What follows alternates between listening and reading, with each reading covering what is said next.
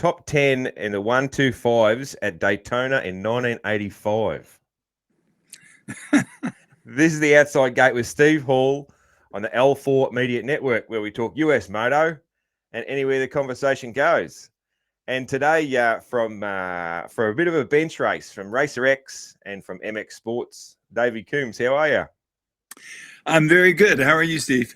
Yeah, I'm great, man. Like, I probably say this same thing every time I get asked at the start of a show. I'm always great when I get to do this, man. So, yeah, I love talking a bit of moto. So anytime I'm doing some recordings and doing some shows, it's always my favorite day of the week. So, yeah, I'm fantastic, man, and pleasure to talk to you, man. You're a guy that I've always loved, particularly just your wealth of knowledge of the history of the sport, man, because that's what I love.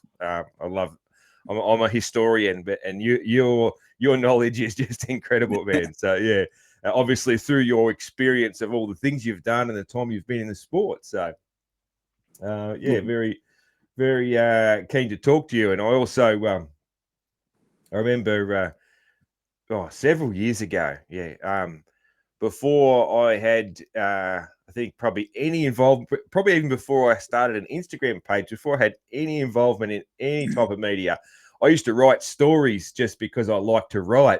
And I remember sending you a story that you read for me, and I was like, wow, because I just wanted someone to, I just wanted to know if they weren't too bad, So, and then nowadays, I actually, for a few years now, I actually, write for people. I'm a writer, which still sounds weird because I was, I can remember barely passing my English class at high school, mostly because of my attitude rather than my intelligence. But yeah, it's a funny thing. So yeah, I always remember little things like that, where a guy like you in charge of, Racer X and that was gave a little bit of time to a nobody. So yeah.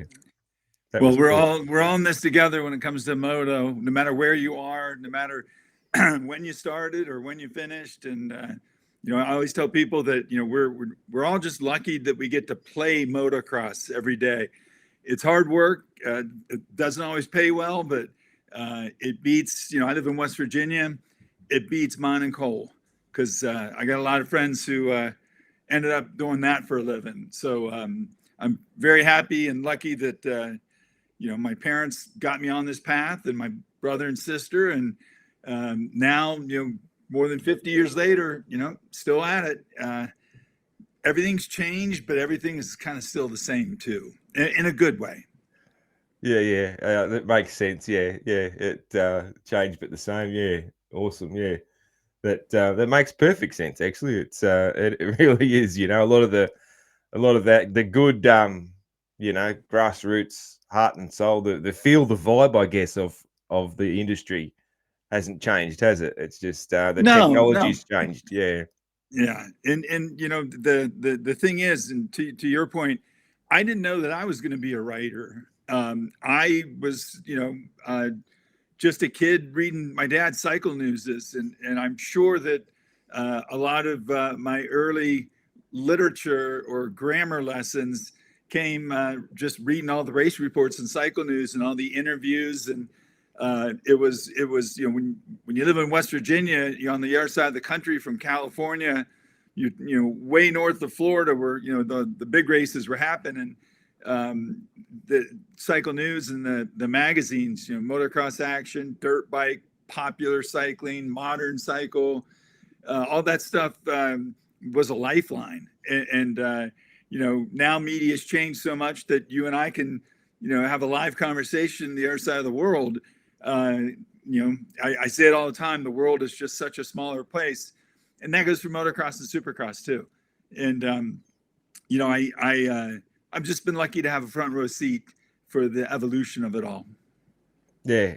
I think about sometimes the, how lucky I am, for the time frame that I've lived, and the fact that the sport that I love, like I was born in 1976, like I just, it couldn't be much more perfect than that, like I'm born when Marty Smith's at his prime, and Stephen Gall's, coming on in Australia and all that. Yeah.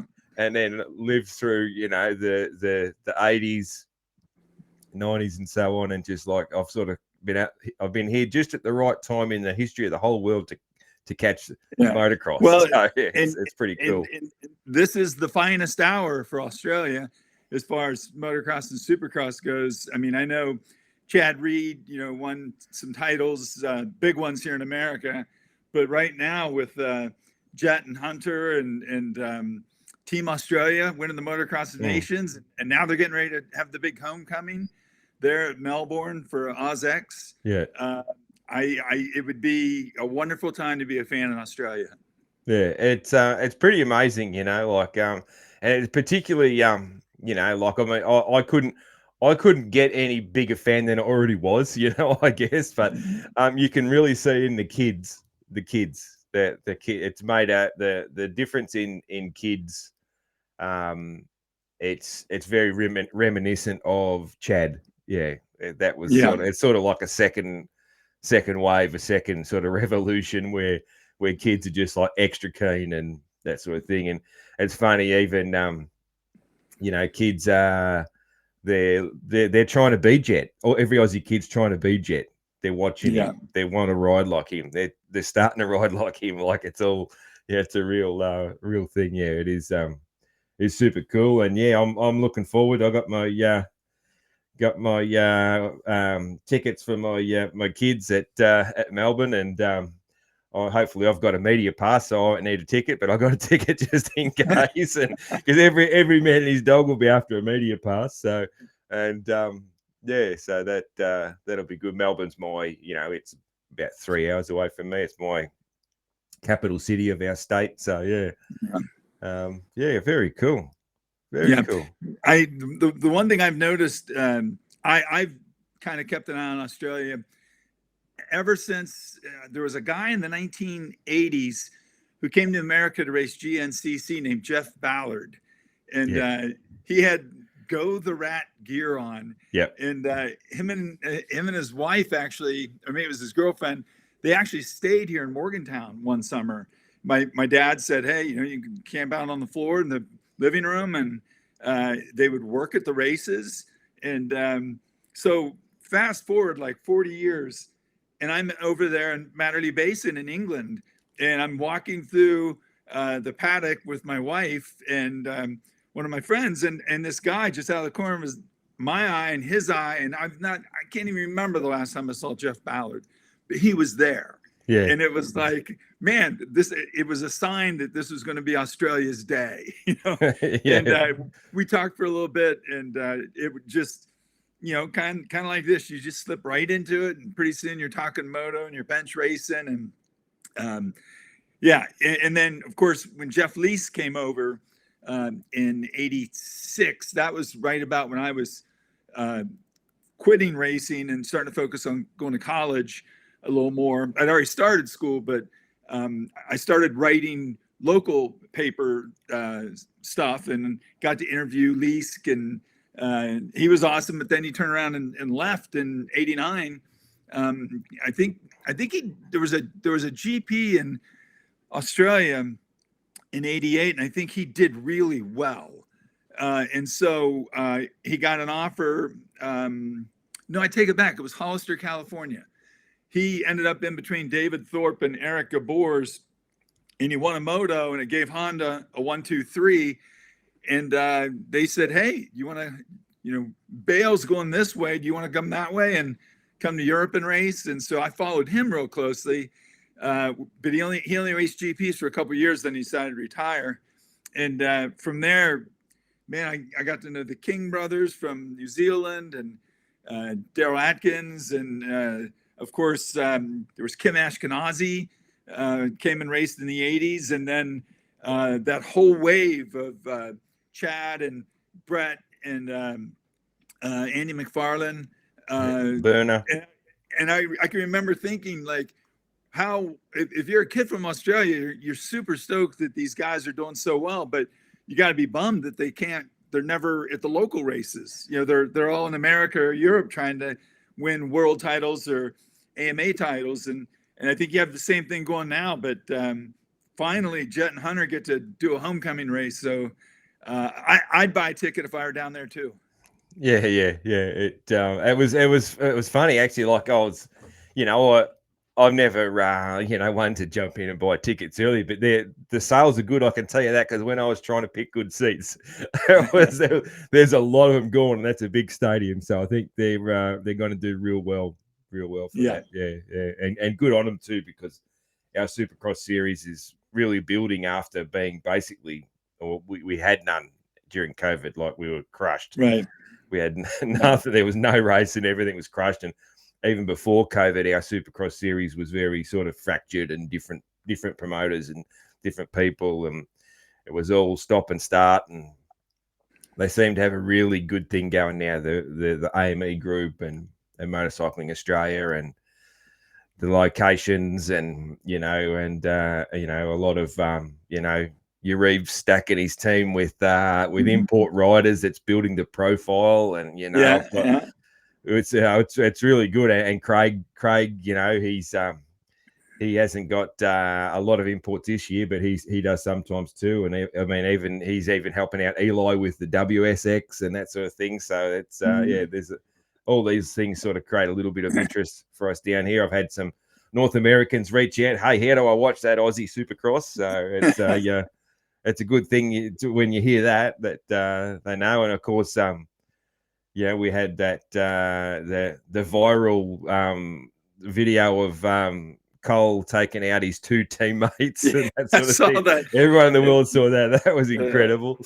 So that alone boosted the profile of Aussie Supercross this year. Yeah. So, well, I got to tell you, I a couple of years ago, 2 Novembers ago, actually, I got to spend an evening with Uribe in Paris at the Paris Supercross. And I never really got to talk to him very much. I'd bump into him here and there, but we sat in a bar, because when you go there, everyone's got jet lag, and, there's not a lot of things to do at night, even in an area like La Défense. And so we sat down with Justin Brayton and Eric Pernard, who's one of the Paris Supercross promoters and does X Games with ESPN and all that. And then we had an epic bench race, and it was really cool. So to see that Brayton's doing TV now for the series down there, and Uribe's, like you said, he keeps bringing in, adding riders to his team. Last year was Anstey, now it's Cole and Dean Wilson, and what a good dude. You guys are lucky that you have a beating heart at the center of Aussie MX and Supercross, not just like Craig, but also Uribe. He's a good dude. Yeah, that's our two really big teams. Like I wrote an article there. I haven't written for the Aussies this year, but the couple of years before that, I was writing for Moto Limited. You remember the boys from Moto Limited? They've moved on to different things. They each do. Well, Trent's on the TV, and Nick works for Moto Online. But when they were doing Moto Limited, I wrote for them, and I remember writing an article called "The Red and the Blue" because it was all about Craig's team and Uribe's team. It was either one would be happy at the end of the weekend and one would be angry, or vice versa. And it was always like that. It's still much the same, although Uribe's really dominated this year. It's been all red, but they're the two big teams. But is Kyle Webster on Uribe's team for the Aussie Nationals? For the Nationals, yeah, he was our MX1 champion. Yeah. So I didn't get to spend a lot of time with the Australians at the MXON.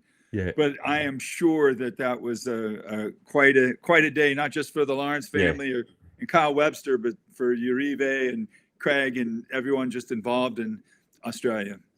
Yeah, absolutely. Yeah, it was. It was a pretty big deal. Like it's only.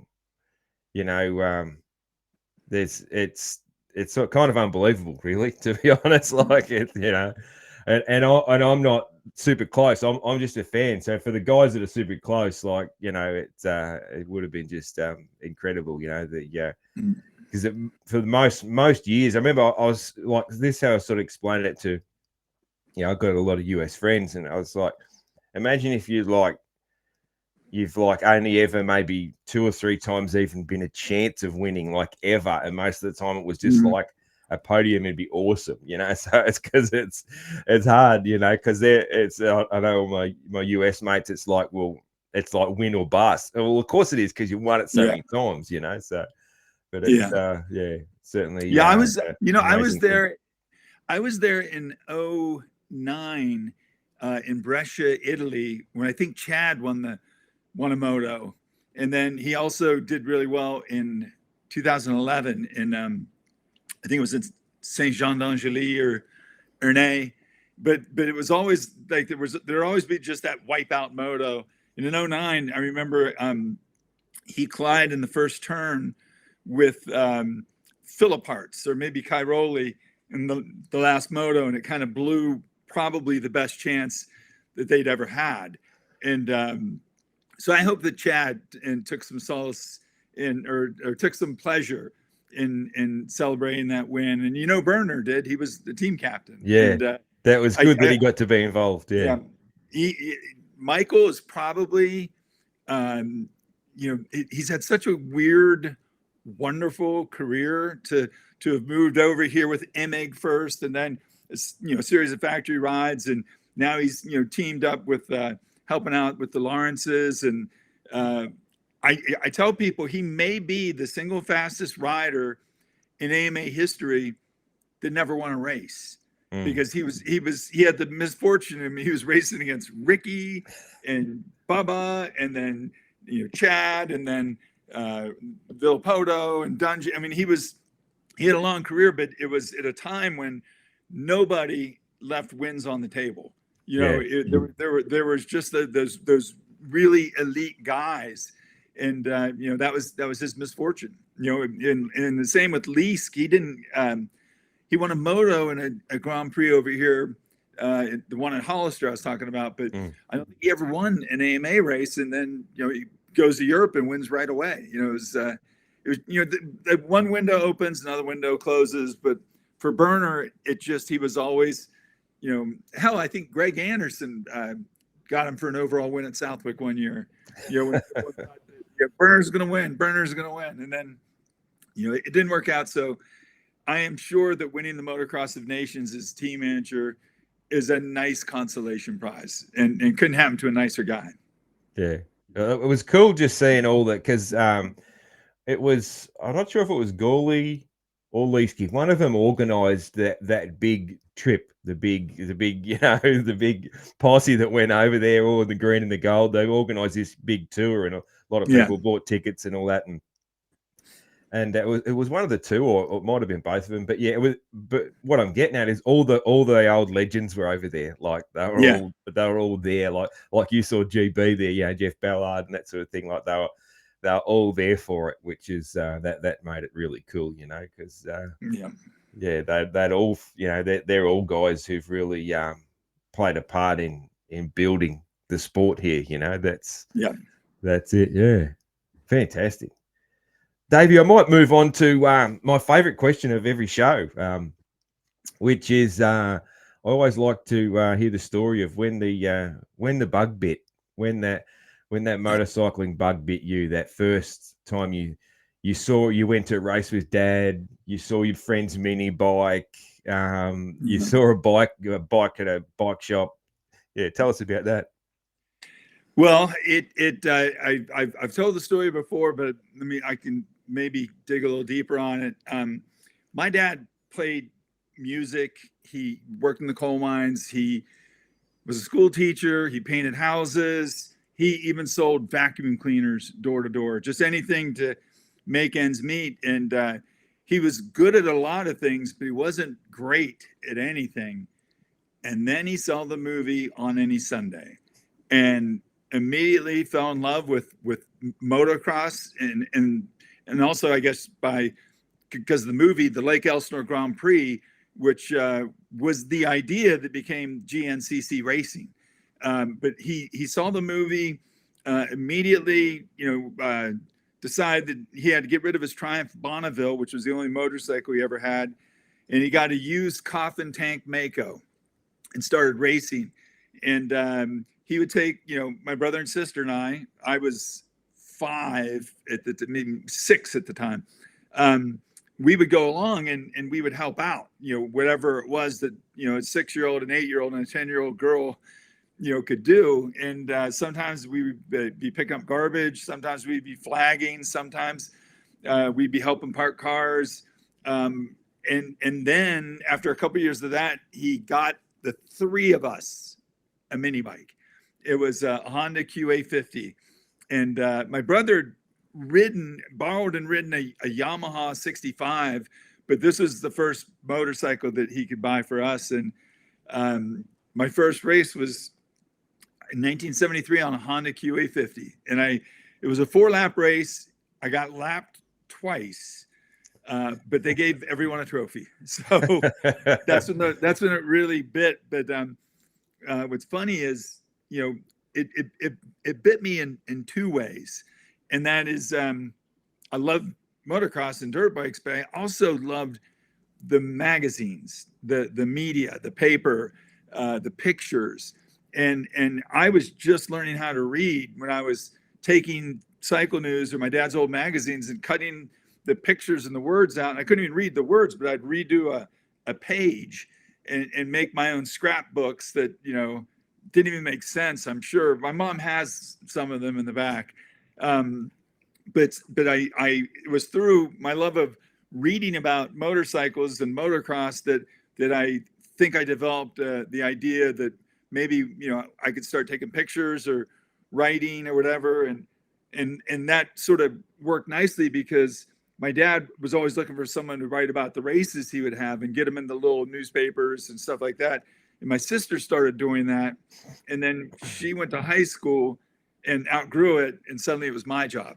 And so I was writing about races that I was in because I would come in off my moto, park my bike, get my camera and just walk straight out, still have my riding gear on and taking photos. And then I'd go back, grab my helmet, gloves, goggles, and do my next moto. And I just loved it. And so when, I was lucky enough to get to race all through junior high and high school, became pretty good, but not great. Part of that was because I lived in a really competitive area. Ohio, West Virginia, and Pennsylvania are like these 3 states that are all together. And there were lots of tracks around here. And the guys like, Mad Mike Jones and Tommy Carson and David and Carl Hand and Freddie Andrews, Jeff Glass, Gary Pastelik, just all these guys were really good. And it was cutthroat because we'd race Friday nights at Motordrome and then somewhere on Sunday, sometimes Thursday nights. And a bunch of us got real good at once, but then we each kind of went a different way. And my way was college. And but I thought I was going to be a lawyer or a school teacher, but desktop publishing and printing had started to change in the late 80s. And I started a little newspaper, and that ultimately became Racer X. And so, all these years later, I'm still doing Racer X. I'm still writing about the races. Most of my riding is adventure bikes now, or my Ducati Scrambler, just because, I can't miss, a day of work at the races because I got hurt at the races. Yeah. But when fall comes around like now, and I do have some time, I get to build the calluses back up and, do some riding, and I still enjoy it immensely. It never seems like work, to be honest with you. It's like I said at the beginning, we get to play moto every day, and it's hard work, but it's good work if you can find it. Yeah, absolutely. Absolutely fantastic. A QA50. That's I love those little bikes. I've got a mate who's who's one of the oldest Honda dealers in Australia, and he's got a few of them. He's got he's got almost one of everything, but he's got 2 or 3 QA50s. Yeah. Hey, let me show you something funny. I'm going to walk with my computer here real quick. Yeah. Hold on. So here in the lobby of our office is that QA50. Oh, nice. Yeah. Have a look at it. Yeah. Awesome. Fantastic. Yeah. As you can see, our office is like a museum with all the bikes and stuff that we have, because you can't see if you can see all that. Yeah. That's my dad's second bike, that Husqvarna back there. There's an electric Alta, an old Harley Davidson. We're just surrounded by it here. So Yeah. We don't normally give tours of the office, but there you go. Fantastic. Now I love all that stuff. I managed my first trip to America in January this year, and first place I went, the first place I went technically was what's the chicken restaurant there? You know, Chick-fil-A was the first place I went because I was hungry, and so basically airport to the B&B, and then the next morning Chick-fil-A. And then from there I went straight to Malcolm Smith Motorsports and went straight up stairs, and I was probably there for a couple of hours. So there's a couple really good spots like that. Next time you come out, Grant Langston has a shop, Langston Motorsports, and he's got a real good collection of old bikes. And then the Tom White Museum, the early years of motocross. It's kind of a private collection now since Tom passed, but if you come again, we'll get a hold of John Anderson at WUSA, and I'll get you in to see what has to be the single best collection in America that one man accumulated like that. There's also one coming online. A guy named Terry Good in Chicago is building a motocross museum. And he has bought some of the best bikes you could ever imagine, from Roger, he's got some of Marty Smith's bikes. He has Bob Hanna's bikes, just lots and lots of stuff. And when that's open, that's going to be a great global motocross destination.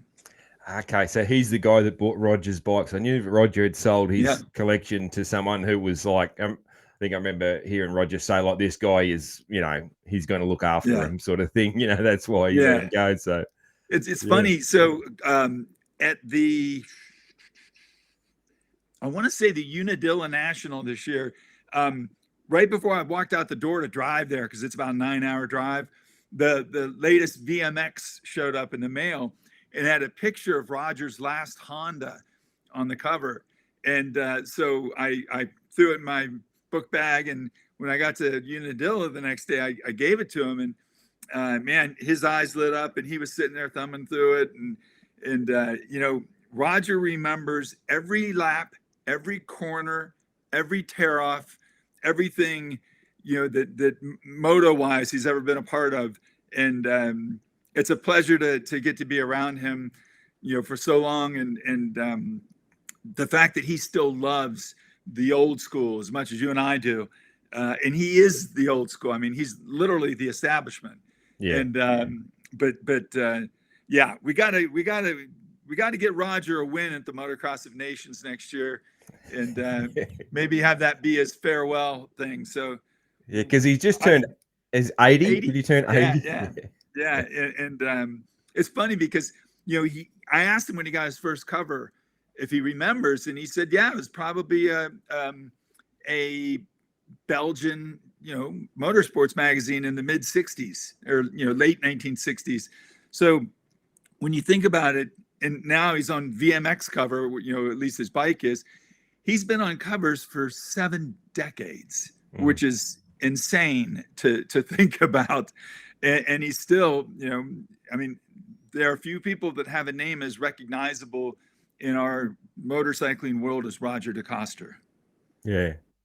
That's a perfect segue to get into a fun question that I wanted to ask. One of the ones that I prepped you a little on, and that is, I find it fun to think about, the sports Mount Rushmore is a fun topic that goes around, and it's always about riders and the winningest riders and statistics and all that sort of thing.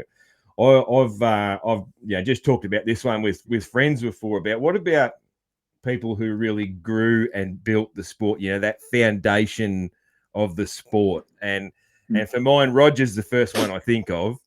Yeah. And but even like I'm really interested in your take with your knowledge of it. There's guys like Edison Dye who basically, from what I can remember, he ran the first motocross in America and got the European riders over. And then obviously there's Malcolm Smith, there's Bruce Brown for making the film On Any Sunday that created a boom. Like there's a lot of people like that are super influential, that a lot of the, and you can't blame them. I got a lot of friends that, in their early 30s, that sort of thing. And Roger's just the old fella that runs KTM to them. Like, and he's like, and most of them haven't even seen On Any Sunday and all that sort of thing. So yeah, it's an interesting thing. Well, that's an incredibly difficult question because there's so many ways you could approach it. As far as founding fathers go, absolutely Edison Dye, for what he did. And, he was the Husqvarna importer. I think he's located in San Diego or Chula Vista or something, and came up with the idea of importing good riders from Europe who could show how good a Husqvarna could be, because they were complete unknown bikes in America. And so he invited Torsten Hallman over in '66, and that would be the second guy, Torsten. Same thing. People, they may recognize the name, but they probably don't realize he was a multi-time world champion. And also, as far as I'm concerned, he invented the aftermarket industry in America, because when he came back in '67, he had begun selling products out of his car at races in Europe. So he got a big container full of motocross equipment, because we didn't have Jofa or any of the moto specific brands. I mean, they were wearing rugby jerseys and bubble shield helmets. And so Torsten started selling stuff, and Torsten Hallman Off-Road, or Torsten Hallman Original Racewear, what we now know as Thor, was the first aftermarket company to speak of in America. And then, Roger DeCoster, it's hard to explain his influence on America, because he was this matinee idol, and every year there would usually be one race on television, and it was the Carlsbad 500 Grand Prix, the U.S. Grand Prix at Carlsbad, and Roger was always expected to win, but somehow he never won. In '73, Willie Bauer beats him. In '74, as bike breaks and Wolsink crashes across the finish line with Heikki Mikkola. In '75, I can't remember what happened, but Wolsink wins all the USGPs. Yeah. And but they always feature Roger, because everyone loved Roger, and he was very PR savvy, had a beautiful wife. He was in America a lot, because when the GPs would end, and he won 5 world championships, he also came and won 4 Trans AMA titles. And that was that old series that took place in the fall.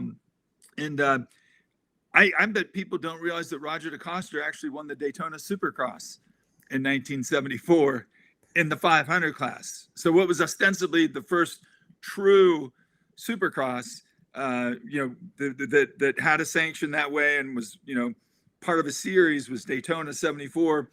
PR Cars Makers won the 250. Roger won the 500, and and he's been involved in Supercross ever since. And I guess, speaking of Supercross, even though it's a conflicted, controversial story, Mike Goodwin, who was the promoter of the Los Angeles Super Bowl of motocross, later gets involved in an ugly civil war, we'll call it, with his old business partner, and is now in jail for serving double life sentences. He invented Supercross. There's no way around it. Supercross as we know it. I know that there were stadium races in Prague, Czechoslovakia, and old Victory Day races where they would build what was truly a track with jumps and whoops and bridges, over under bridges.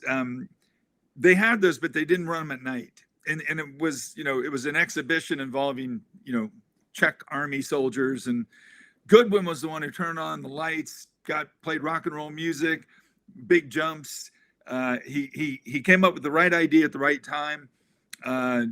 What happened after that was pretty ugly, but I would say those four were the most influential. And the irony is, I think only Edison was actually no, I take it back. Edison and Mike were from America, but they weren't racers at all. They were showmen. So now, if you ask me a talent question, there is nobody. I don't even think it's an argument when it comes to the record books and decades and things. It starts with Ricky Carmichael, greatest of all time. And literally right next to him is Jeremy McGrath, the king of Supercross. Both set records that'll never be even approached, I would say. And we're just so good. Jeremy, his focus was on Supercross, but he changed the way everyone races Supercross. Ricky, his focus was on winning, and he changed the way that every young rider has to go about their career. You've got to be focused. You've got to be driven. You've got to be lucky and healthy, and you got to invest in yourself. And when Ricky, when it wasn't happening, in the late 90s, he got, Oakley hired Johnny O'Mara to work with him, and you can see O'Mara goes all the way to Jet and Hunter now. It's incredible the niche that he carved out after his racing career is over. But Ricky, the guys that came after, James Stewart, Chad Reed, the Ryans, even now to Jet, they are the way they are because of how Jeremy raced and how Ricky worked. So I would go back earlier to Rick Johnson in the 80s. He was the ultimate showman. He taught Jeremy how to be a showman. He had charisma to burn. And he also succeeded at a really competitive time because he was out there with Jeff Ward, of course, David Bailey, Ronnie Lachine, Johnny O'Mara, Brock Glover. It was incredible. So if you had to pick one guy out of the 80s, it's RJ. And then finally, Bob Hanna. Most people might not remember Hanna in his dominant early days in the 70s, before he got hurt, before he got older. But he was the entire package. He trained, he partied, he was funny, he was dominant indoors and outdoors. And in the case of Ricky and Bob Hanna, I think both would have won a lot more than they did had they not had what effectively became career-ending injuries, career interrupting in Bob's case, with the broken leg when he was water skiing. Yeah. But with RJ, I mean, it was a hard stop. When he broke his wrist, he was never the same, never won another Supercross. So yeah, if there are four presidents on Rushmore, it would be Hanna, Johnson, McGrath, Ricky. Yeah. I agree. Yeah, so there you go. It's not often that people agree on that question, but I agree on that one. Yeah. Let me just for the hell of it, I'll throw out my international one. Yeah, go for it. I love this stuff. So yeah, for sure. Well, Roger, of course, Joël Robert, who was overlooked because of the end of his career. He got messy and he got older, and it was Roger that was the handsome, leading man, and it was Joël who was the pugilist, the guy brawling in the bar. Yeah. And then I think the most naturally talented riders I ever saw were Jean-Michel Bale, and then Stefan Everts, as far as what he did in motocross. But within a year or two, we'll be putting Jet on there as well. We're so lucky, Steve, to have him here right now, and he's over delivered. He's really easy to work with, and by that I mean, as a journalist, he he knows when to say yes. He knows when to say no. He knows how much work he needs to do. He knows, how many autographs to give. He sort of has this really good touch of not getting too caught up in it and being himself. But on a motorcycle, and I've said this before, I think I told Gypsy, if you want to know what Jean-Michel Bale looked like, his absolute peak, it's Jet right now. Just the things he does, when you get James Stewart, who's very close to any Mount Rushmore as well, you get James Stewart just absolutely gaga over. I mean, the things that he does. Once a race, James says, "Oh man, that was stewable." If you're impressing James and Ricky and those guys, you're doing something extraordinary. And for a 21-year-old, he's exceptional. And as long as he stays healthy, and he's been real good at that, except for this silly thumb injury, he's gonna. I don't know if he'll ever get to Jeremy's Supercross record or Ricky's 15 championships, 102 outdoor wins, but man, he's off to a hell of a start. Yeah, absolutely. Yeah, I just refer to him as an alien. Like that can't be human. But yeah. To me, he's more like a golden retriever. He's just limitless energy. He's happy. He doesn't realize how strong he is. He doesn't realize how fast he is. He's just like, yay, squirrel, and goes to the next thing. Yeah. It's I think that that mindset though is helpful to a racer when you're that sort of, when that off the bike, you're just pretty casual and pretty chill and just like, and not really taking a lot in until the helmet goes on, and then there's laser focus. So yeah. Well, and if you get your press pass next week and get to get there and talk to him, I don't know if Johnny O'Mara will be there, but if Dazzy and Emma come and Tate, the middle brother, it's the perfect family dynamic for both Jet and Hunter. And I've said this before, I'm sure everyone knows the story of Tate. Yeah. He, I think, really keeps both Hunter and Jet grounded. They don't have to look far for an example of how different life could be if they, weren't dealt the right cards. And they, I think Dazzy is instilled in them the work ethic and the sun is up.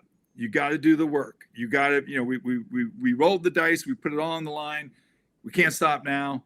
And yet they're a loving, fun group to be around when they're at the races. And then add in, Lucas Myrtle, the agent, the Jerry Maguire of all this now.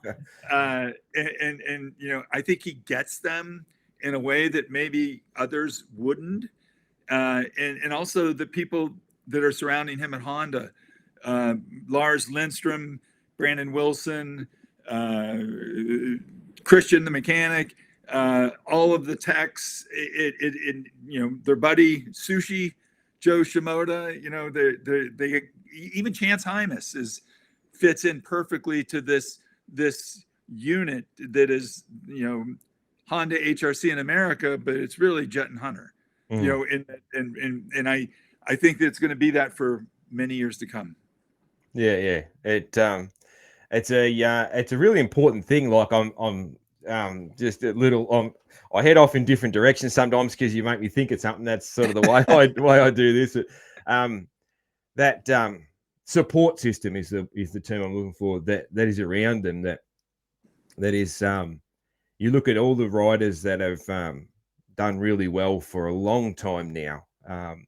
They've had a support system, especially they've had the dad. We all know the dad's names. We know the mums' names. We know their coaches, that sort of thing. You going back to probably going back to Genie, I suppose, where it's like this support system was really around the rider. So they're just a rider. They're not too worried about life. They literally are. They're just about getting better on the motorcycle is all they've got to think about. So yeah. Well, it's funny. I'm helping out with a documentary that they're doing on the 90s with Jeremy McGrath and Jeff Emig. Yeah. And Jeremy, people don't realize that when he was growing up as a BMX rider, his family was all in on that. And they had an accessories trailer. They went to every race. They were part of the whole BMX scene, and had no idea that when he got on a motorcycle, he was going to become the king of Supercross. It was never even a thing. But as a result, Jeremy always stayed really grounded. He's the one guy that you could point at and say, well, he bagged groceries for a few years to raise money to get a motorcycle. He was a late bloomer. And, Jeannie and Big Rick Carmichael, everyone knows their story, but you could go back to, here's a funny one. Ron Lachine, when he went into the Hall of Fame, finally, a few years ago, he gave this speech at the AMA, and he said, and he talked about, all these things and chances he missed out on because he didn't have discipline because of this, that, whatever, and regrets, but also just how much he loved it, how much he loved his dad, and how if it wasn't for his dad, he would never have been, what he became.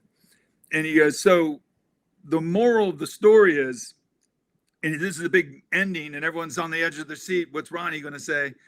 And he says, so if you're a kid growing up in El Cajon and you want to be a motocross champion, you have to have a dick for a dad. And everyone started laughing. And I'm like, did he just say that? But then he goes, Dick Lachine, Dick Johnson, Dick Glover. And it never dawned on me that three guys from El Cajon, Rick Johnson, Brock Glover, and Ronnie Lachine, their dads were all named Dick. Yeah. And their dads were all taskmasters in a positive way for those kids.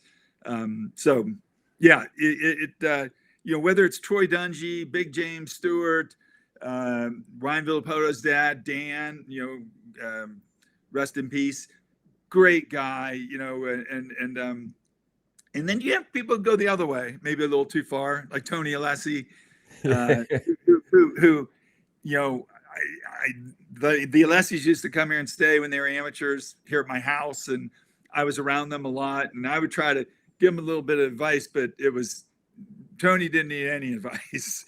He did it Tony's way, and he's still doing it Tony's way. But man, he's they sadly lost Jeff last year, but Mike is still a part of it, still fast as hell. If he'd only learn how to hit the whoops and pass from behind, he'd have had a much better career than he did, but he still had a pretty darn good career. Yeah, still a good career. You see though, and you see the same thing here. The kids that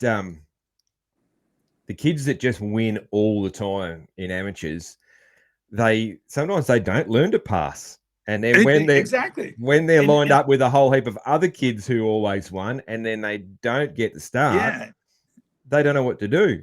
So yeah, Michael Alessi's the best starter I've ever seen. Yeah, bar none. He's so good, but he was good from the time he was on a YZ50 or a Cobra, and all of the races that he did locally. I can't believe that he didn't just let everyone go off the gate, and then go through, because the mentality there was win, win, win, not learn. And it affected him when he turned pro. And but I know that Tony and Mike have a great relationship still. It turned out differently for them than a lot of people thought it would. And part of that is, it's hard to be in the limelight from the time you're 6 to the time you're 36. Not a lot of guys can do it that long. And if you're going to win, when you become a teenager, don't be an 8-year-old wonderkind. Mm. I'm watching Levi Townley, Ben's son, and he's taking him around and putting him in big races, and kids taking his licks, but he is getting good. Yes. And it's cool to see, because Ben's career ended a little early with injuries, and he we've stayed in touch, and he came over and did Super Motocross last year, and I was watching Levi. I'm like, he's good, but he's not great. This year he wins the FIM Junior World Cup just like Jet did 10 years ago. Yeah. I couldn't believe that. Yeah, and now he's in Europe and what's funny is I think he's on the same team as Marnique Bervot's son, who was a really great GP rider in the 90s. It's cool to see. Yeah, I couldn't believe when Levi did he end up winning or coming second in that 125 race that that they had at the Nations. He won, didn't he? Yeah, I think he got second. Okay, yeah. I'm not sure, but he had just moved up. So yeah, I couldn't believe he was big enough to be on a 125. Because I saw him earlier this year at an Aussie National, and he won the race on his 85, and he was standing next to his 85 on the stand, and like the bars were like at chest height, and he's standing next to his 85. It was like, and he must have hit that big growth spurt this year. Since then, he must have just shot up, because there's no way the kid I saw back in March could be on a 125 now. Crazy. It's fun, to have worked with their dads, whether it's Chad Reed or Ben Townley or Nick Way, to see these second gen kids come up. Even Liam Everts. I've known Stefan since his first year in 125 GPs. I'd gone over to Europe to cover Trampas Parker. And it was at the end of that season, I think, that Stefan was old enough to race a GP. And, to watch them and see how different they are as parents than they were as kids, and especially with Chad. Because him and Ellie have a real they're very invested together in all three of their kids racing, and he doesn't ask for any special favors. He goes and does all the areas and regionals, and he's trying to give them as grounded a racing experience as possible, and then let them decide what they want to do. And when you think about it, Chad was out the door at 14, which is crazy in this day and age. But he knew what he wanted to do, and he went and did it. And when you're a second generation and your dad has that kind of success, it's got to be tough, especially because I'm sure those three kids are growing up differently than Chad did, with all the success Chad had in a very long and lucrative career. However, they all do it differently, but it's cool to see that they're still out there doing it. It is, yeah. I always love the second generation, third generation with Liam Everts, and that's I think it is very cool. Yeah, very cool. Righto, it's time for an ad read. Guts Racing, Greg's Ultra Trick Seats, gutsracing.com. That's a really easy website to remember. The world's best seat covers, winning world championships with Kai de Wolf, winning Supercross titles with RJ Hampshire, and going as close as you can possibly get to winning a MX1 championship here in Australia with Jed Beaton. Huge range of colours. If you can think of a colour, they will have it. You can even get the ballistic material down the side of your seat if you are a knee brace guy that is really tearing up the sides of your seat. You can get seat bumps. You can get seat foams, the ultralight seat foam. You can get the RJ wide wing seat. You can get tall seats in two different options. If you are a big, tall, lanky sort of a fella, you can get a Velcro fitment seat cover. If you don't want to tackle the traditional staple gun, and if you do that, your cover will come with a QR code where you scan that code and it will take you to a video where you'll see probably Andy Gregg himself teaching you how to install that cover or showing you the best way how to do it. That's amazing. You don't get that sort of service from too many companies. Used by Club MX, PRMX Kawasaki, Motor Concepts Racing, AEO KTM, HEP Suzuki, and obviously Rockstar Husqvarna. I did sneak a look. There's not a lot of photos of the Rockstar gas bikes yet, but I did see that one of the boys, there was a few sneak pics, and it had a pretty sweet looking red gut seat cover on it as well. So that there you go. There's just another team. So if you want to be like Ken Roxon, you want to be like Mookie, you want to be like Phil, you got to get yourself a guts seat cover. If you want to be like a privateer hero like Scott Meshy, you can also be like him. And as Scott says, they are a butt gripper and they will make you a ripper. So get around that, gutsracing.com. That's a really easy website to remember. Righto. Thanks for listening to that ad, and thank you very much to Andy and the team at Guts for supporting the show. Please support them. The more support they get, the more chance they are of keeping up the sponsorship with me. So thank you very much to them. Let's get back and see what else our man today, Davey Coombs, has got to tell us about. We've got some bench racing gold coming your way. Cheers. Davey, we might steer away from moto into a little bit of off-road because growing up, I always loved seeing the pictures and reading the stories of the Blackwater 100, and I know that's something that your dad started. So yeah, well, just tell us about what's your earliest memories of the Blackwater. Well, it going to see the movie with my dad. You know, the centerpiece of On Any Sunday, you know, for him was the Lake Elsinore Grand Prix. And, you know, people, it's the fact that Steve McQueen was out there racing under an assumed name, Harvey Mushman. I mean, that'd be like Tom Cruise signing up and racing Oz X in a couple of weeks, you know, or racing, you know, it was such a huge, cool thing. And so Dad got into doing motocross races, but he was also doing hare scrambles, which is, you know, the name that you know, enduro got here. And enduro had timekeeping and observed sections, whereas a hare scrambles was just a sprint around a closed course circuit that you know, lasted 2.5, 3 hours. So in 1974, a preacher who may have also been the mayor of this little town in West Virginia called Davis, he apparently had seen the movie as well.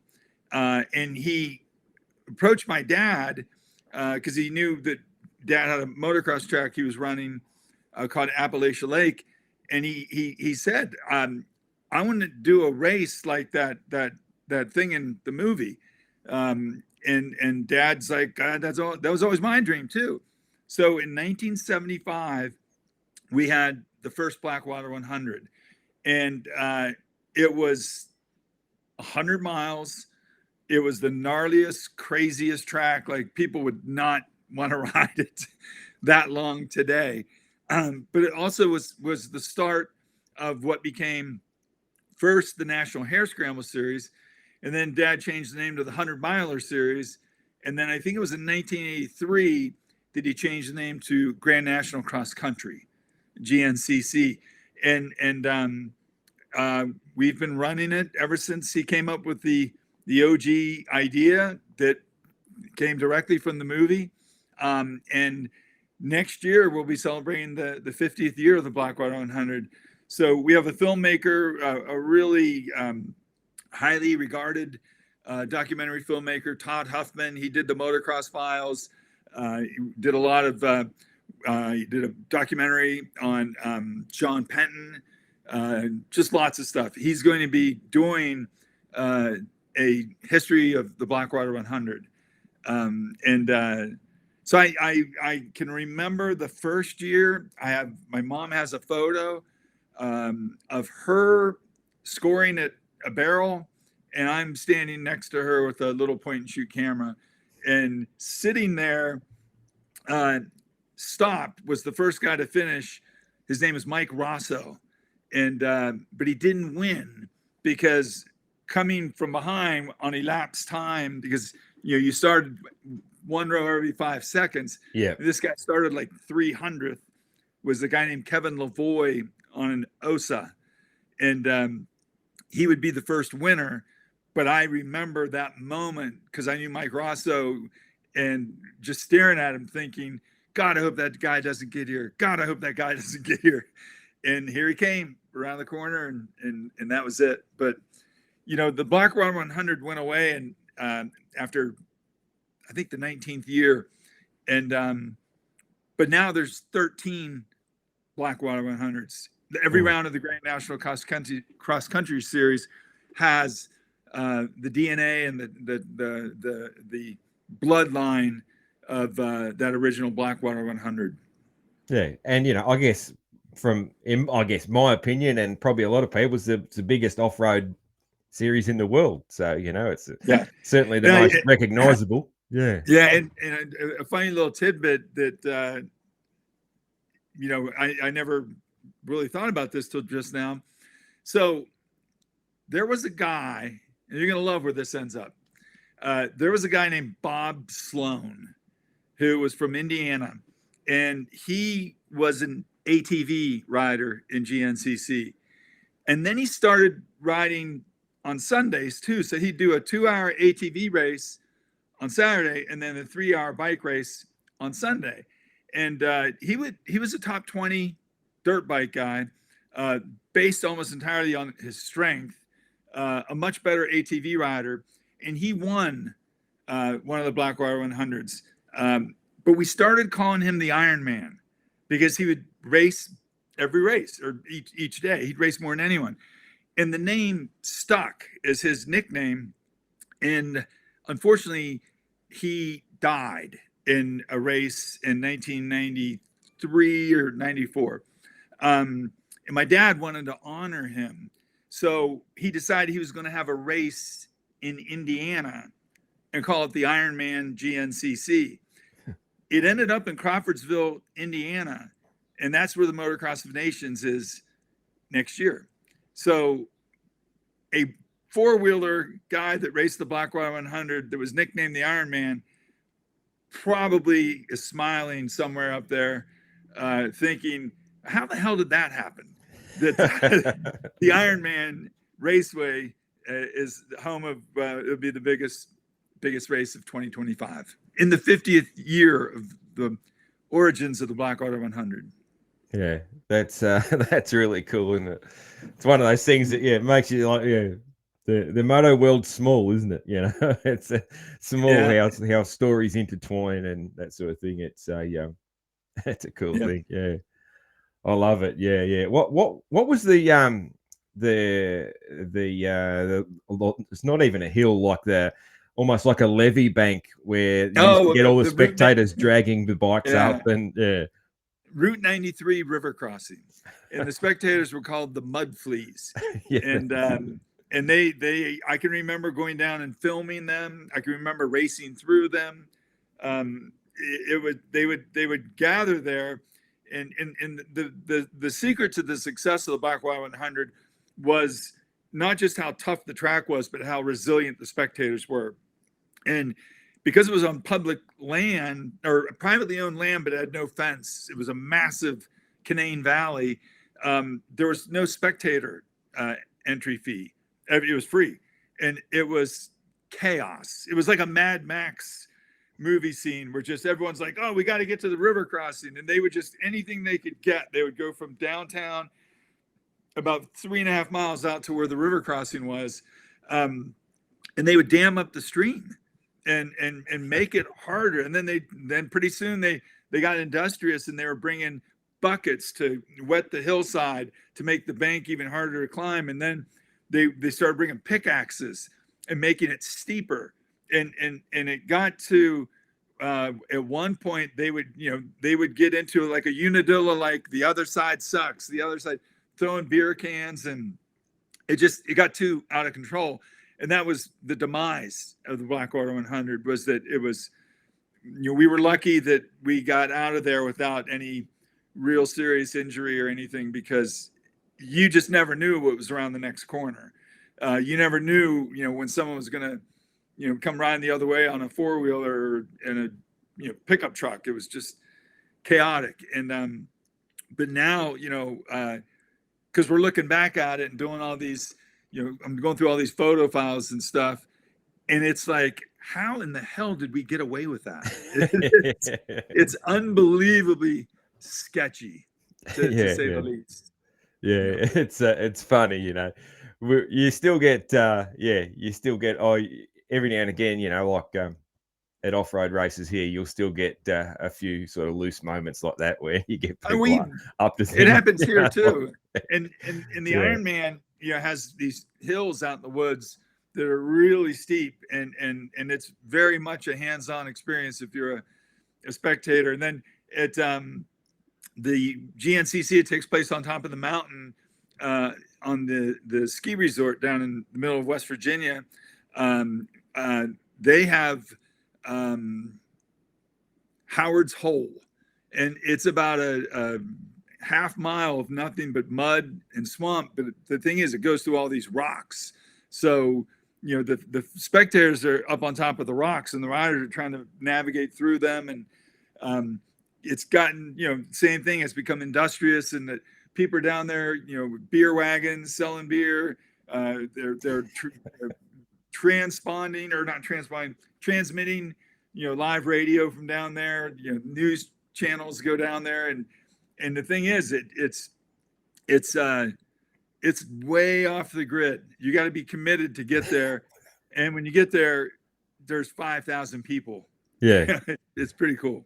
And they'd be looking forward to it. They'd be on the calendar from the start of the year, like, we got to get there. That'd be like a big trip, that'd be their big outing for the year to go and do that. So yeah, and those are probably the two biggest events that are on, the singular events that are part of GNCC: Snowshoe in West Virginia, and the Ironman in Indiana. And the Ironman, we just did that last weekend or the weekend before, and RV was there, and Phil Nicoletti and Marvin Muscan. All these guys came to do the morning industry race, and there were 700 entries in the morning race alone. And for the weekend, there were, we let the Stasic kids ride and have a little track for them, and there are hundreds of them out there. So it was over 3,000 participants. You can only race one class in GNCC unless you're Bob Sloan and you want to do a quad and a motorcycle. So to have 3,000 entries, the Blackwater 100 may be gone, but it's never been stronger at the same time. Yeah, it's amazing. Most Aussies, I can't even imagine that many. Like an Aussie national off-road race. Like it's probably, if you're lucky, 200, probably 150 is pretty normal. So it's insane to even imagine it. Yeah. Crazy. What you're saying about that reminds me. I remember looping out. I try and do one race a year, and last year I looped out on this uphill, and it was one of these hills where obviously people were struggling, and there's people standing up the top, and a guy. It was a real old school moment. This guy ran down the hill with a beer in his hand to help pick up my bike. He never put the beer down, so he wasn't actually that helpful because he was trying to pick up my bike with one arm. That's the thing. And he ran down the hill with a beer. You don't see that sort of thing too often anymore, but that's funny stuff. Yeah. Davey, do you have a favorite photo that you've taken? You have one your favorite one ever? Yeah, and I it's hanging in the garage where we keep the tractors and equipment. And believe it or not, it's an off-road photo. My brother-in-law is named Jeff Russell, and he was the national enduro champion back in 1991. And he had started dating my sister at the time. You know, this was before they got married. And he got a Fox deal, Fox Racing, to be their first off-road guy in America, because they were pure moto company. But I was friends with Pete and Greg Fox and Jeff Fox and the whole family. And they had started sponsoring Loretta Lynn's. And I said, hey, man, you should maybe check out, you know, off-road. And they're like, yeah, we were thinking about getting into that. So they give him a deal. He had worn high point in MSR before that, but suddenly he's got, you know, big duffel bags full of Fox gear, and it snowed. And we decided, Jeff and I, like, hey, why don't we go find a place and have you riding in the snow with this real beautiful, you know, purple, yellow Fox gear on his KTM, which was white at the time. And he said, yeah, okay. You know, so we go out Snake Hill Road, which is, you know, maybe 10 miles from where I am now at the office. And there's a fence, a wooden fence, and the snow was about 6 inches deep. And I said, well, you ride around once and get used to it, and I'll get the camera set up, and we'll take a photo. And we did this for 6 rolls of film.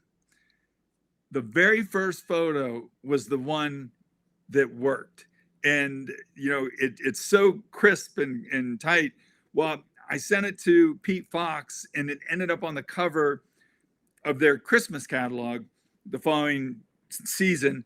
And yeah, I still have it. And they turned it into a giant banner that used to hang in Fox Racing when you go into the old Morgan Hill headquarters.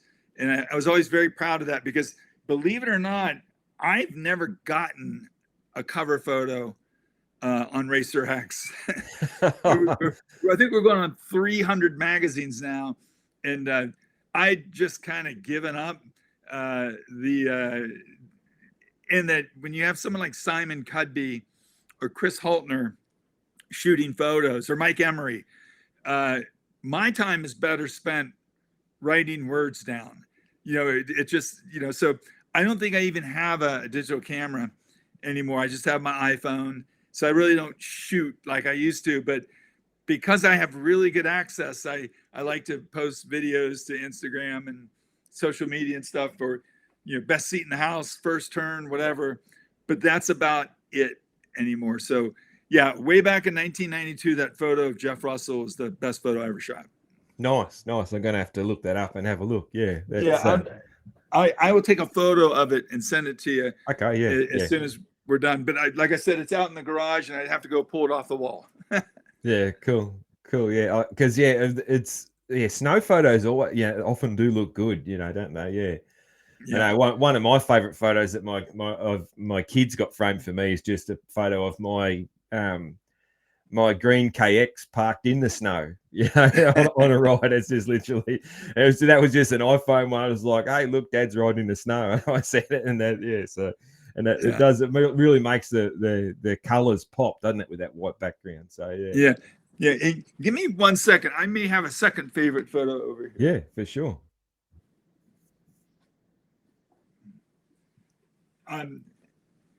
I shot this photo of Jeff Emig when he was racing at Loretta Lynn's. This was his last year, and he was battling with Damon Bradshaw. So the roost you see is Bradshaw's. Yeah. But I'm going through all my Emig stuff because for this documentary. And you know what? I also shot. I think I was the first guy to get a published photo of the Knack Knack. Jeremy started doing that at the beginning of the 94 Supercross season, and none of us journalists had seen it before. We'd heard rumors that he has this crazy new trick, and he waited till the last lap of practice at the opening round, which was in Orlando that year, and everyone missed it, you know, because we weren't ready for it. So when it came time for the race, he did it but he didn't do it at the finish line. He did it over this triple. So everyone goes to the triple for the main event, which he's almost certainly going to win. And the last lap, we're all ready, and Mike LaRocco gets real close to him. And so Jeremy doesn't do the knack. That, he just did it the one time in practice, the one time in the heat race. So next week, the race is at the Houston Astrodome. And I made a photo of him for Cycle News that got published on that Monday. And quickly, they started using it, that photo, for all the Supercross posters. And Jeremy signed one for me, and it's hanging in another office. But I would say Jeff Russell in the snow and Jeremy doing the knack. Nice. That's yeah. And I imagine there's a lot of photos to choose from too, So yeah. I'm lucky enough that I'm in a situation now where, and let me back up for a second. So, just like the motorcycle industry, media went through this big paradigm shift. In the early part of this millennium, we went from film, which meant prints, slides, Kodachrome, all that, to digital. And suddenly there were new ways to distribute digital photos, with social media, Instagram, Twitter, whatever. And so it made a lot of the old photos kind of obsolete because, the magazines had started going away. We used to have so many magazines here now, and there's just a couple. But a lot of old photographers started transitioning out of the sport. And it began with a guy named Dick Miller, who was the original Motocross Action editor. When he retired and left the magazine, he took all of his files, and he wanted to sell them in the early part of this millennium. And I ended up buying his archives because I figured I didn't even know what motocross was, when he was, had started. And so it gave us a bigger library. And then another guy named Gary Van Voorhees kind of did the same thing. And then Rick Super Hunky Simon, who was the legendary Dirt Bike magazine editor, he retired and wanted to go live in Maricopa County, Arizona or something. And, his retirement was he wanted to sell me this box of photos. There was actually 10 boxes of photos. So I collect all these old photos because I have a place for them, and we perpetuate our old events and our old heroes and everything because we have a magazine, the website, all the social media channels and everything. So my kids, both of them, their first jobs were to learn how to scan photos. Because it's an endless supply. And I would not be exaggerating to say that I have hundreds of thousands of photos that we haven't even processed yet. About Joe Bonello's old archives, I have all of Simon Cudby's stuff because they'd rather just give it to me and let me hold on to it and use it when I can and pay them, contributors fees and whatever. So yeah, I'm buried in old photos here. It's crazy how much there is now. Yeah, it's fantastic. I'm always just so grateful for from when I was a kid and still now. When I was a kid, all I had was magazines, and yeah, I'm just so grateful for the guys that did, stood out there in the rain and the dust and then, process the photos old school and did all that hard work to capture these memories for us. Because otherwise we'd have nothing, and even like Gary Bailey with his Super 8, and that sort of thing. Like, imagine if we didn't, and guys like him, taking footage and that sort of thing. There's, and there's still a lot of things, still a lot of races that there might have been the greatest race of all time that's forgotten because we didn't have anyone there with a Super 8 or a camcorder, So one of the problems we have here is the people who were the OG television producers and directors. They own the rights, not the series, not Supercross, not the AMA, not, the promoter or whatever, because it was such an investment for them to bring on that equipment and film. And they were the ones that were hold on to it for later rights or VHS tapes and then DVDs and all that stuff. And a lot of that stuff was lost because those guys, cycled out of the sport. And I know that with this 90s thing, they're having trouble finding some of the motocross footage. And they were particularly keen on getting the 93 Motocross of Nations footage. That was the race in Schwanenstadt, Austria, where Emig and McGrath were teammates. And it was the end of the 13-year winning streak. This was the last one that they won. So I got a hold of Infront, and they're like, man, we're sorry, but we're missing 93 to 96. And that was the second one I was going to ask for. It was 1996 in Jerez, Spain, where Jeff and Jeremy teamed up for the last time. So they were on two Desnations teams together. They won both, and we can't find the footage. Yeah, geez, that's a shame. Yeah. It's heartbreaking, really, isn't it? Yeah. But luckily, I have a lot of film, not motion picture film, but photos, and that's another one of the photos I took that stands out. At Jerez, there was this giant downhill triple jump it looked sketchy as hell unless you were someone who's raced Supercross.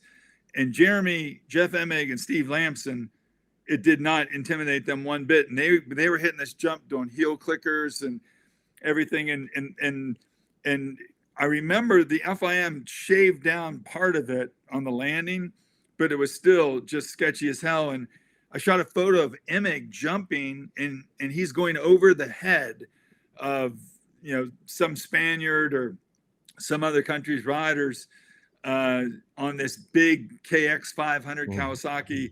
And it was like a metaphor for what Supercross was doing for the Americans and not doing for anyone else. And that photo still pops up. A lot. I know that photo. Yeah, I know that photo for sure. Yeah, that is. That was one of the things about that Jerez. It was like, it was a bit. Some of the Supercross skills really came in handy that year at the nation, didn't they? Yeah. And I'm not so sure that it wasn't planned that way by someone at the FIM, because Team USA had gotten beat, straight up fair and square at both 94 in Roggenburg, Switzerland, and then 95 in Sripek, Slovakia. And it was like, well, maybe they're going to lose interest. And Jeremy's coming. Let's build some jumps. And so they built these hairball jumps. So I was lucky to get to document that. Yeah, awesome. Another question that one of the ones that I prepped you on a little bit, is something that I just like to think about is if you could. I got to be honest, Steve. I got to be honest. I didn't read the whole thing that you sent because I was just like, yeah. That's all good. No worries, man. No. This will be a surprise. Hit me. That's all right. That's all right. No worries. Yeah. So if you could, think of a rider who was maybe you'd like to add a skill to their add a quality to them, whether it was a talent or a skill or a mindset from another rider. So, for example, I had a good think about it, and the what I always reference is imagine if Dogger had Wardy's work ethic. That's a good way to example. And the one I sort of come up with that if I could do any of those changes, I could take a quality from one rider and just install it in another rider's career.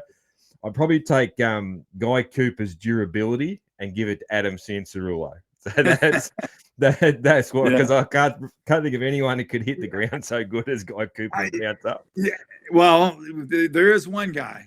Okay, yeah, Ricky. If I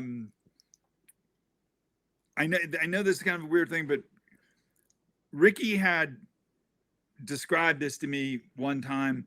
We were doing a story, and James Stewart was coming along, but Stewart was having epic endos, like the 03 Vegas East-West shootout, landing on Ricky at Unadilla in 05. And it was sort of Ricky's closing interview in 07 when he was on his way out the door. And he said, it's obvious James is going to be next. And we didn't know just how good Chad Reed was going to be, even though he'd won in 04, but we didn't, that was a wonderful time to be a journalist, by the way, the 06 Supercross. Yeah. But Ricky said, but what James needs to learn is that whether you win by 3 seconds or you win by 30 seconds, it's the same amount of points. It's the same amount of prize money.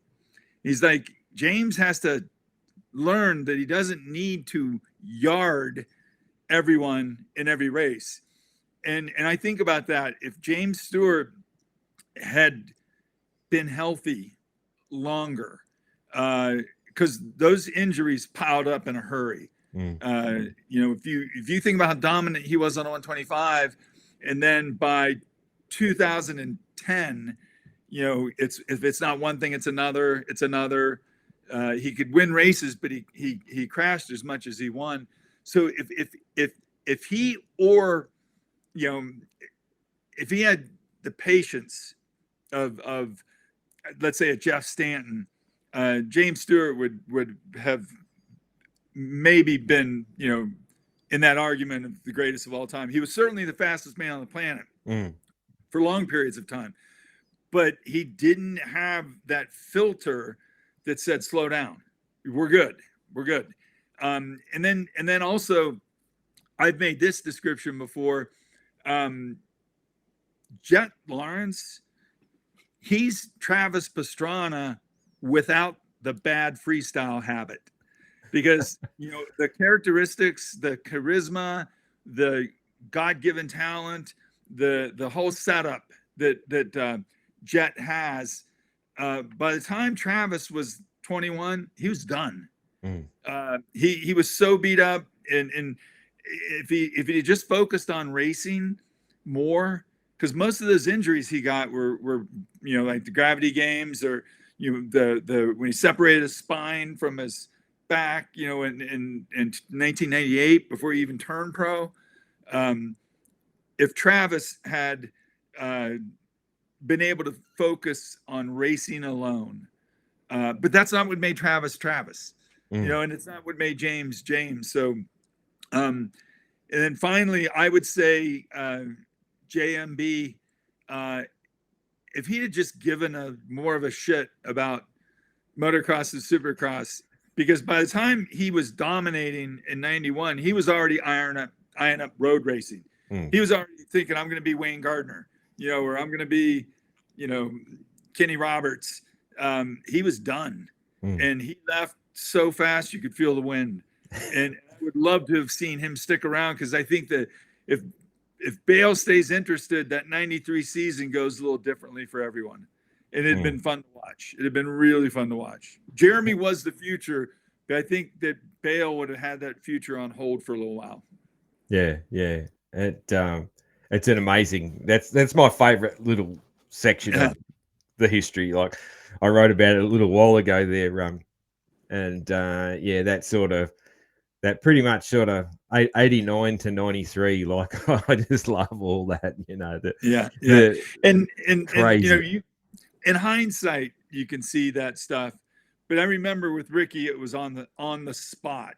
And I remember having conversations with Travis, because Travis grew up about 3 hours from here in Annapolis, Maryland. And he was at all of our local races, and the freestyle thing was hitting, in 98, 99. And he started talking about doing a backflip and all this. And I told him, his argument was, this is the evolution of the sport. This is the evolution of freestyle. And I said, Travis, one thing that never evolves is gravity, physics. If you start getting underneath a motorcycle, it's gonna catch you one time, and bad things are gonna happen. And well, he never really got hurt doing backflips. It was the other stuff that really took time and years off his career. And I said that in real time because I was scared to death that he was going to get hurt because, he was on late night talk shows and he was the star of the X Games and he was going to be the next Jeremy McGrath. And arguably he's a bigger star, where he's at in the mainstream. Yeah. And, but yeah, selfishly, I thought, man, if he just focused on racing, but he chose his own path, and I don't think he has a single regret. No, I don't think he has any regrets. No, but yeah, I always, I always think, geez, like, what if? There's so many what ifs. Like there's so many what ifs in the history of, what if this didn't happen? What if that? But yeah, what if Travis just, didn't like freestyle and just concentrated on motocross? Like, wow. Yeah. Like, And for every guy that comes here and learns Supercross, you can look at a guy who came here and not only did not learn Supercross, but it torpedoed their career. Greg Albertine, Sebastian Tortelli, Tyler Rattray, Ben Townley. They may have won some races here and there, but the injuries they accumulated, not just racing Supercross, but learning Supercross, they did, if they'd have stayed put or taken their time a little more, or, they would have had much different careers. But, that's why it's called bench racing. That's why hindsight's 2020. Yeah, it is. Absolutely. Davey, I've just got a few sort of non-moto, just some fun questions for you. I didn't read these either. Were they on the same list? These are just sort of random ones. I've got a list of random ones and I just choose a few. So yeah, so I like to just find out a few different things about guests that aren't necessarily moto. There's one I've been enjoying to ask just lately is, I don't know what sort of music you're into, but if you could time travel to a concert from the past, that could be 5 years ago or 50 years ago, whatever, anything, anywhere, where are you going and who are you seeing? Man, that's a tough one. I've got to go to a lot of concerts, but I can tell you one that I didn't get to go to, and I know exactly what the answer is. Okay, so in 1983, I'm in high school, and 5 hours away from where I live, The Who are playing in Veterans Stadium in Philadelphia. But the opening band is The Clash. And I was a huge Clash fan. And my dad wouldn't let us go. We were going to take the van, me and three of my buddies. We were going to drive there. And I didn't realize it wasn't The Clash that he was worried about. It was The Who, because of, the fans and the scene. And if you remember, this was after there was a tragedy at another Who concert with a stampede and all that. I would love to have seen that concert because the Clash broke up a short time thereafter. And I love the movie Bohemian Rhapsody. I can't imagine what it would have been like to be in Wembley for the Live Aid concert all day long, all day. Not just for the Queen, but just all those bands and stuff. I would say The Clash at Veterans Memorial Stadium, 1983. Nice. I like it. Yeah, that's cool. It's an interesting thing, and yeah, what you say about Wembley, that's one that comes up often when I ask that question. Friends or whatever. A lot of it was probably based on that movie. And the scenes in the movie. We had an US festival here that was similar. There's lots of music festivals. The original Lollapalooza had an incredible lineup. But the band that I have yet to see that I've got to get out and see before they break up is the Kings of Leon, which is funny because they're based in Nashville. I've followed them, and I'll never forget who told me about him. It was Rick Ziegfelder. He's known as Ziggy And he was the guy that brought the Lawrence brothers over to ride for Geico Honda. Rick Zilfelder and Jeff Myshak co-owned that team. Yeah. And but he always loved going to concerts and shows and everything. And we'd always trade music. And he was like, you got to check out the Kings of Leon. They're right here in Nashville. And I somehow have never got to, I'm always so busy in the summer when they're touring or however it works out. But I would love to see that before they get into another big fight and break up. Yeah, you never know when a band's going to do that too. Like you never know when they're gonna break up and that sort of thing. And yeah, so you gotta take your chances, don't you? Yeah. Yeah. Cool. What was yours? Mine is mine's a little different. I would love to. So I love grunge music. That I got broad taste, but really, I was in my late teens in the early 90s. So. And grungy music is really my thing, and my favorite of the grunge bands is Alice in Chains. And I would love to go back to just some grubby bar in Seattle just before they were famous. So when they're rolling out some of the early hits, and trying them out in just some grubby little bar, and nobody knows who they are yet, that would be mine. I reckon that would be just amazing. Yeah, just literally, almost like a practice gig, and see him in action. Yeah, that would be mine. Yeah, and it's a difficult question though. Like it took me a long time to decide on that one, but I've given that answer a few times now. So yeah, that'd be mine. Yeah, cool. What other skills would you like to have that you don't have? Is there a particular thing like I wish I could do this? Yeah, I wish I could play guitar, like my dad did. I just don't have a very good.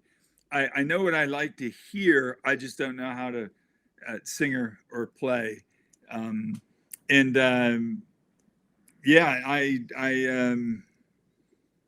grew up. In my generation, you played baseball, football, basketball.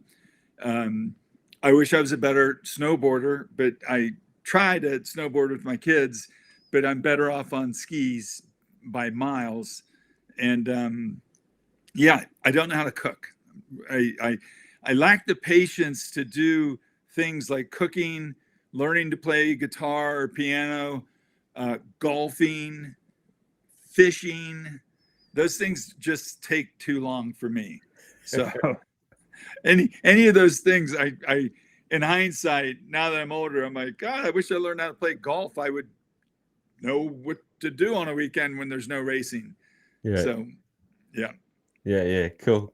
Yeah. Golf is often a popular answer to that. And the guitar, well, that's mine. I wish I could play the guitar. I love singing, and I even make up funny songs and that sort of thing sometimes and that sort of thing. And I would love to be able to pick up a guitar and play along while I'm doing that sort of stuff. So yeah, it's a funny thing. My daughter's learning to play the guitar, so hopefully she sticks with it. I did try, but I was just like, I spent all my time riding dirt bikes or working on dirt bikes. So, that's it. Yeah. And then what this one sort of does go back to moto, but what when you see a young rider, what makes you a fan? Is there something that sort of stands out to you that just really makes you a fan of an upcoming amateur? Sometimes you can just see that someone's going to be exceptional, and I remember not really noticing Eli Tomac when he was riding Suzuki RM80s and whatnot, but then Ziggy and Jeff Myshak signed him to a Geico Honda deal in 2009.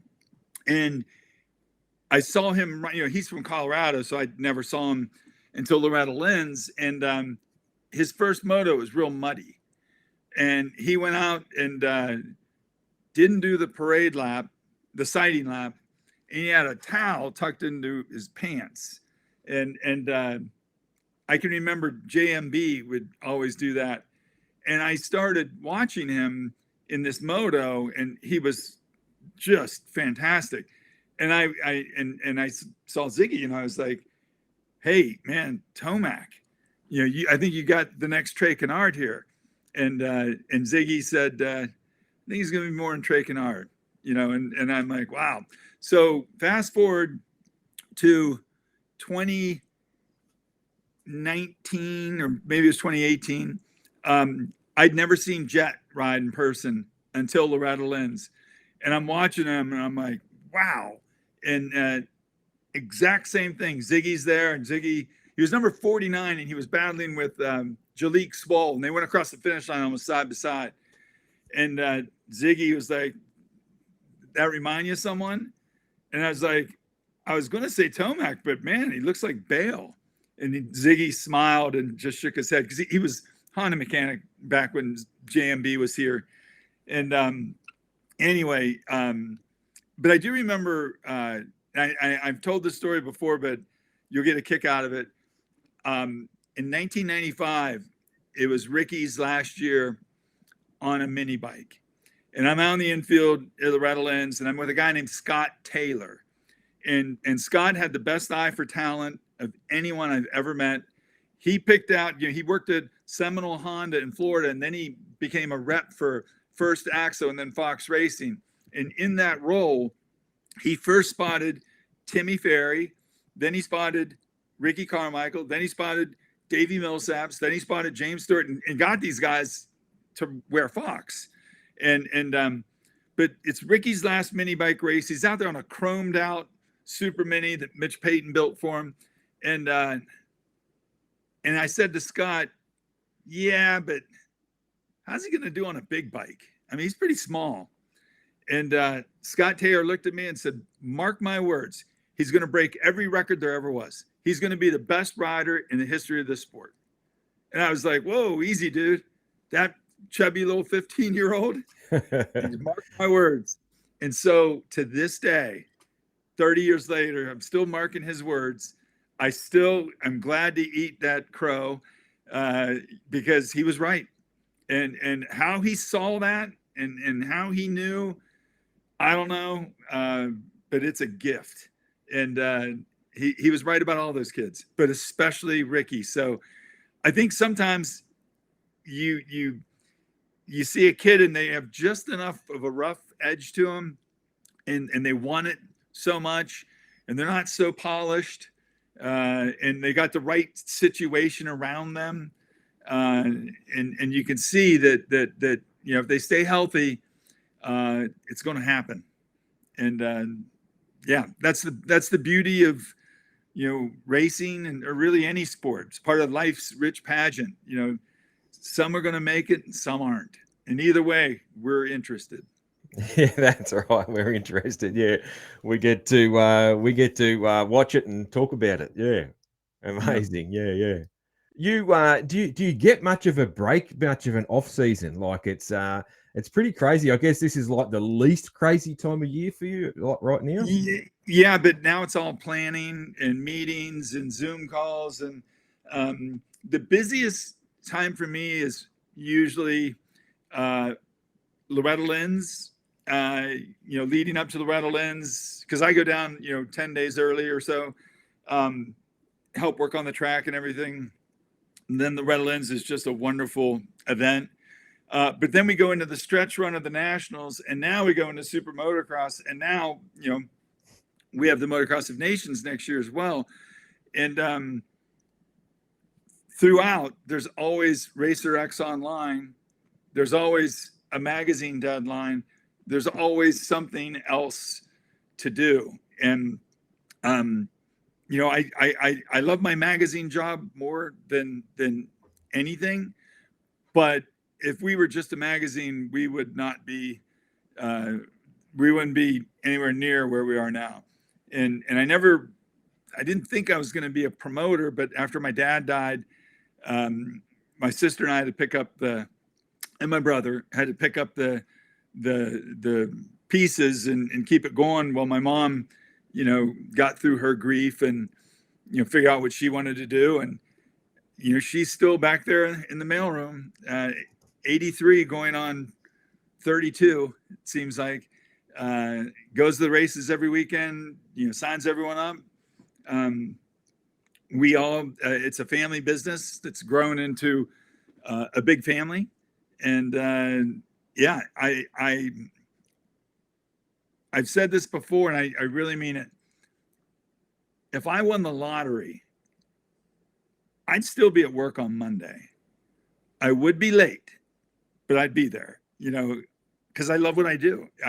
This is so much fun to be submerged with motocross books and magazines and immersed in the history, and get to explain things to people, get to write things for people, get to develop things, and also go to the races. I grew up at the racetrack. My kids not so much, because they didn't get the moto gene, but they did get the media gene. And my son works here at the magazine now as he finishes up grad school, and my daughter's still in high school, but it's definitely a cottage family business. We're involved in a lot of things, and I think sometimes people think we're much bigger than we really are, but we're driven, and it keeps us close to dad, I guess, is another way to look at it. And yeah, it's easy to go to work when you love what you do so much. Yeah, that's like what I mean, my main job, I have a little, very, very small construction business. And, yeah, I always say, like it's pretty good. I don't hate it. So it's, that's the key to a lot of people's lives, as long as you don't hate it. But, this, this show and that sort of thing, it's a little business as well now. And, the days I get to do this, what I'm doing right now, I love it. Like, and if I didn't need to earn any money, like if I won the lottery, like you said, I would be still doing this. I'd be still talking to you today, doing this sort of stuff. I would do more of the media stuff, because it's just a passion. Like I'm either everything I do. Like I'm either talking about, writing about, working on, riding, or restoring, or everything I like. Yeah. And I almost feel like an archivist with all the history that's been entrusted to us, all the photos, all the press kits, all the I have a box of pit passes next to me sitting here, because I was looking for one thing in particular, because they're bringing the Supercross back to Pittsburgh, and my mom designed this in 1978, and so we made a T-shirt out of it. And I when I was little, when we weren't at the racetrack, my mom worked at a print shop. So here I am, all these years later, and I'm a publisher who goes to the racetrack. So I didn't fall far from the tree, I guess. But a lot has changed, and I've been very fortunate, and I'd give anything to have my dad back, but since he's not, this is as close as I can get to honoring him and furthering what he started, not only with GNCC, but Loretta Lynn's and everything else. So I'll be at work. It's an off weekend, but I'll be here on Saturday, probably going through photos, probably, posting stuff, and, just looking for the next cool story to work on. It's funny, what sucks about my job, though? I have the first photos and video of someone on their new bike in my phone, but it's embargoed, and we don't violate embargoes. And we're looking at it for a very rapidly approaching project we're working on.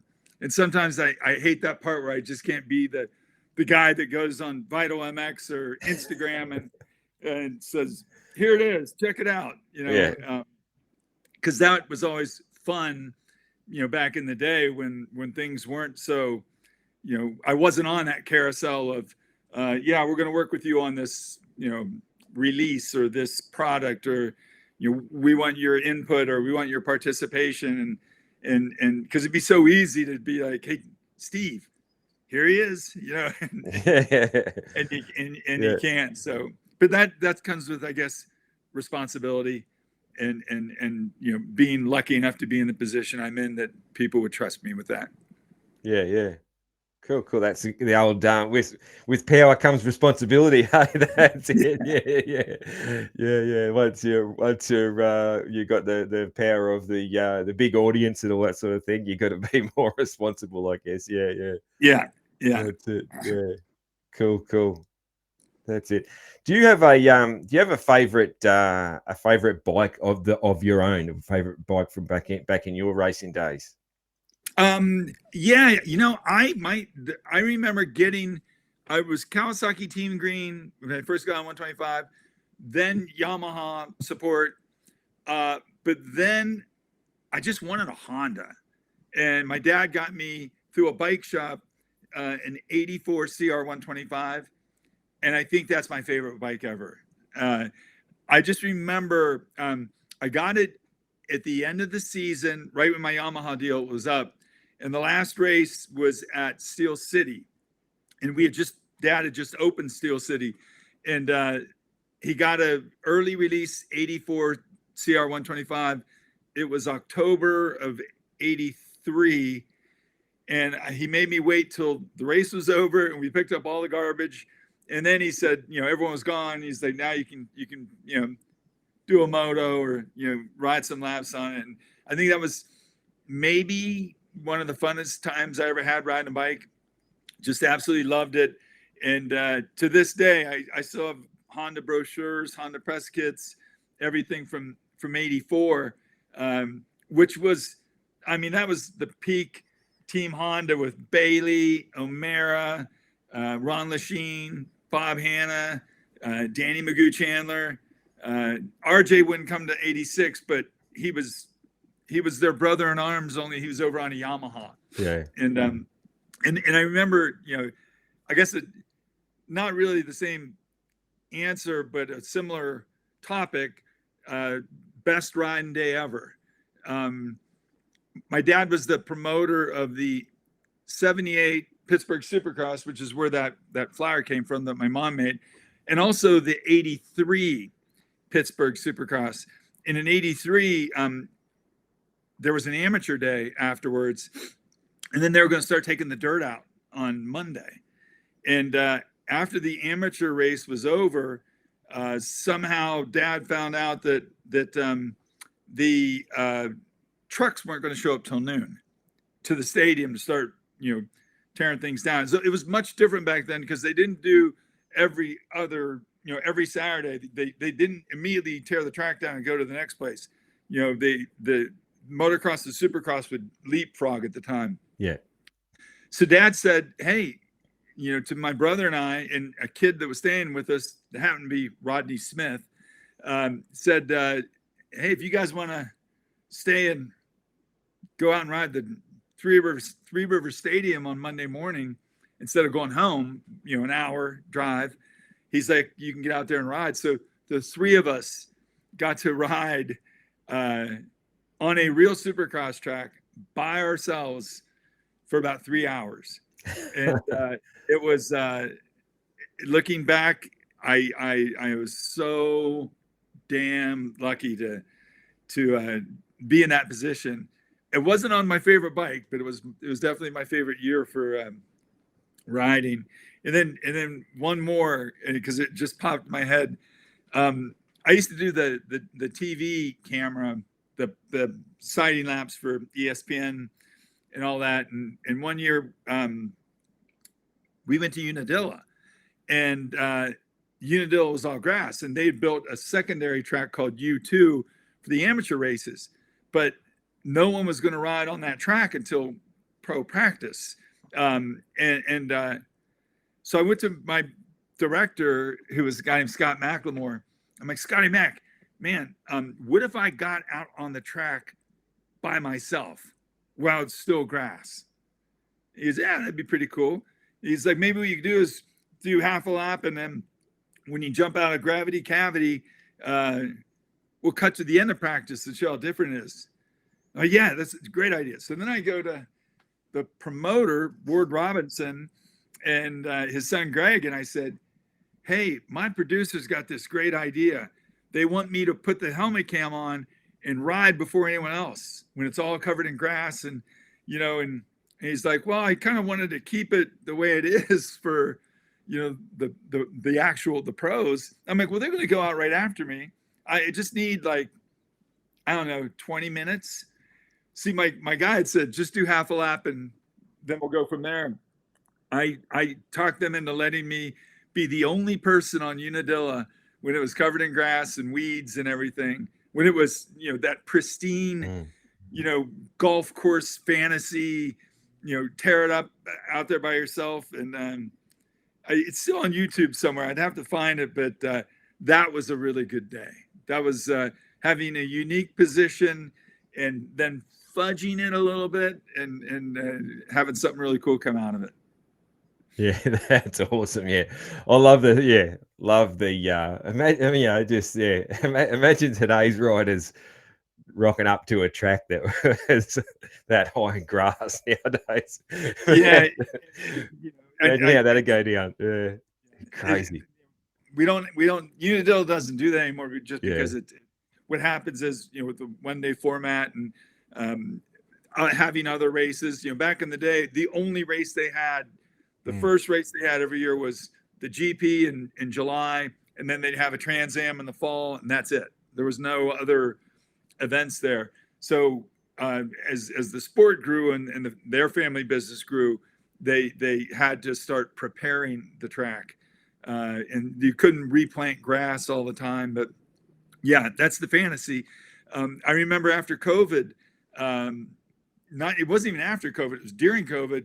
All the grass had grown up on High Point, and we got so bored that we decided to do a video where we had Darren Durham and Josh Hill came because they were hanging out in Pennsylvania, and had them ride and do a video of poaching High Point when no one was there, no banners, no anything. It was just all grass, and it's a really cool video that you can find on YouTube as well. It is, you know, the idea of getting out on a golf course, that's universal, I think, for us. And I always wish that, remember when they were doing Red Bull Straight Rhythm? I always thought that a different, maybe cooler thing, although nothing, you know, Red Bull does incredibly cool stuff, but a thing that no one ever really tried was, what if you raced up a ski slope and turned around and came back down, you know, 2 at a time?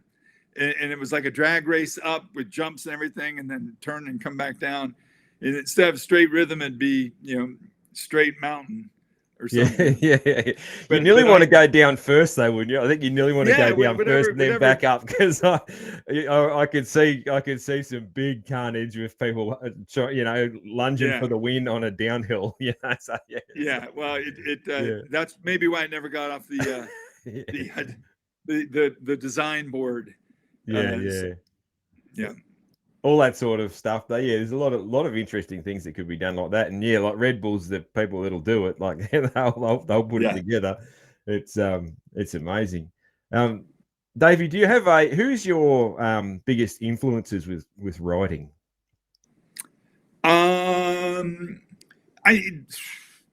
My dad had us out in the woods really early on. And writing, not riding. Writing. Sorry. That's easy. Ernest Hemingway. Okay. I was an English and history major in college, and I specifically studied World War I, and then the lost generation of writers that in the years after the war that, you know, had the experience of, you know, being on the Western Front or Gallipoli or wherever, and then, you know, writing. And so I combined my master's, you know, and my assignments and whatnot. I'd do a presentation about a particular battle or something for the history part, and then over here I the influences on literature that came from T.S. Eliot or whatever. And anyway, while doing that, I kind of discovered Ernest Hemingway, who was not only a writer but a sports reporter, and he covered bullfighting and motorcycles and fishing and all kinds of stuff, and wrote in a very succinct way. I don't think history has been kind to him, because there's a lot of misogyny and the way he treated women, and then in his real life, and then his ultimate demise. He'd gotten, I think he banged his head so many times he had dementia, and he ended up ending it early, so to speak. Yeah. So, but when he was on, when he had his shit together and wrote A Farewell to Arms and For Whom the Bell Tolls, and later on The Old Man and the Sea, those were really influential books in my life. Yeah, interesting. I've never gotten into reading anything that sort of old or that I guess traditional. Like my biggest influence is Super Hunky. Yeah. But he was very influential on me as well, and not just Super Hunky. There was a time when the editorial staff of Dirt Bike magazine was Super Hunky, Tom Wolfman Webb, Paul Clipper, Vic Krause. Those guys were the Beatles of magazines. And then over at Motocross Action, there was Dick Miller, the Baz, later on Jody, and then the probably the editor that was most influential on me is Kit Palmer from Cycle News, because he published my stuff. He started Cycle News, I think, in '83 or '84, and he's still there. And he's like the dean of all that we're doing. He worked with myself, Don Maeda, Ken Fott, Chris Johnham, Tony Alessi, Chris Haltner, all kinds of people, who cycled through and written. Jason Wygant. We all, kind of went to the school of Kit Palmer, and he would teach us word counts, hitting your deadlines, not, sensationalizing too much, letting the story tell itself, but giving it grabbing a gear every now and then. And then finally, Fran Kuhn. He was an editor at Dirt Rider magazine, and then he made what I still believe to be the holy grail of magazines and periodicals. Jim Hale from AXO hired him to do Inside Motocross, and for 4 glorious issues, I got to be part of that in 1993. And I'll show you something funny. Hold on.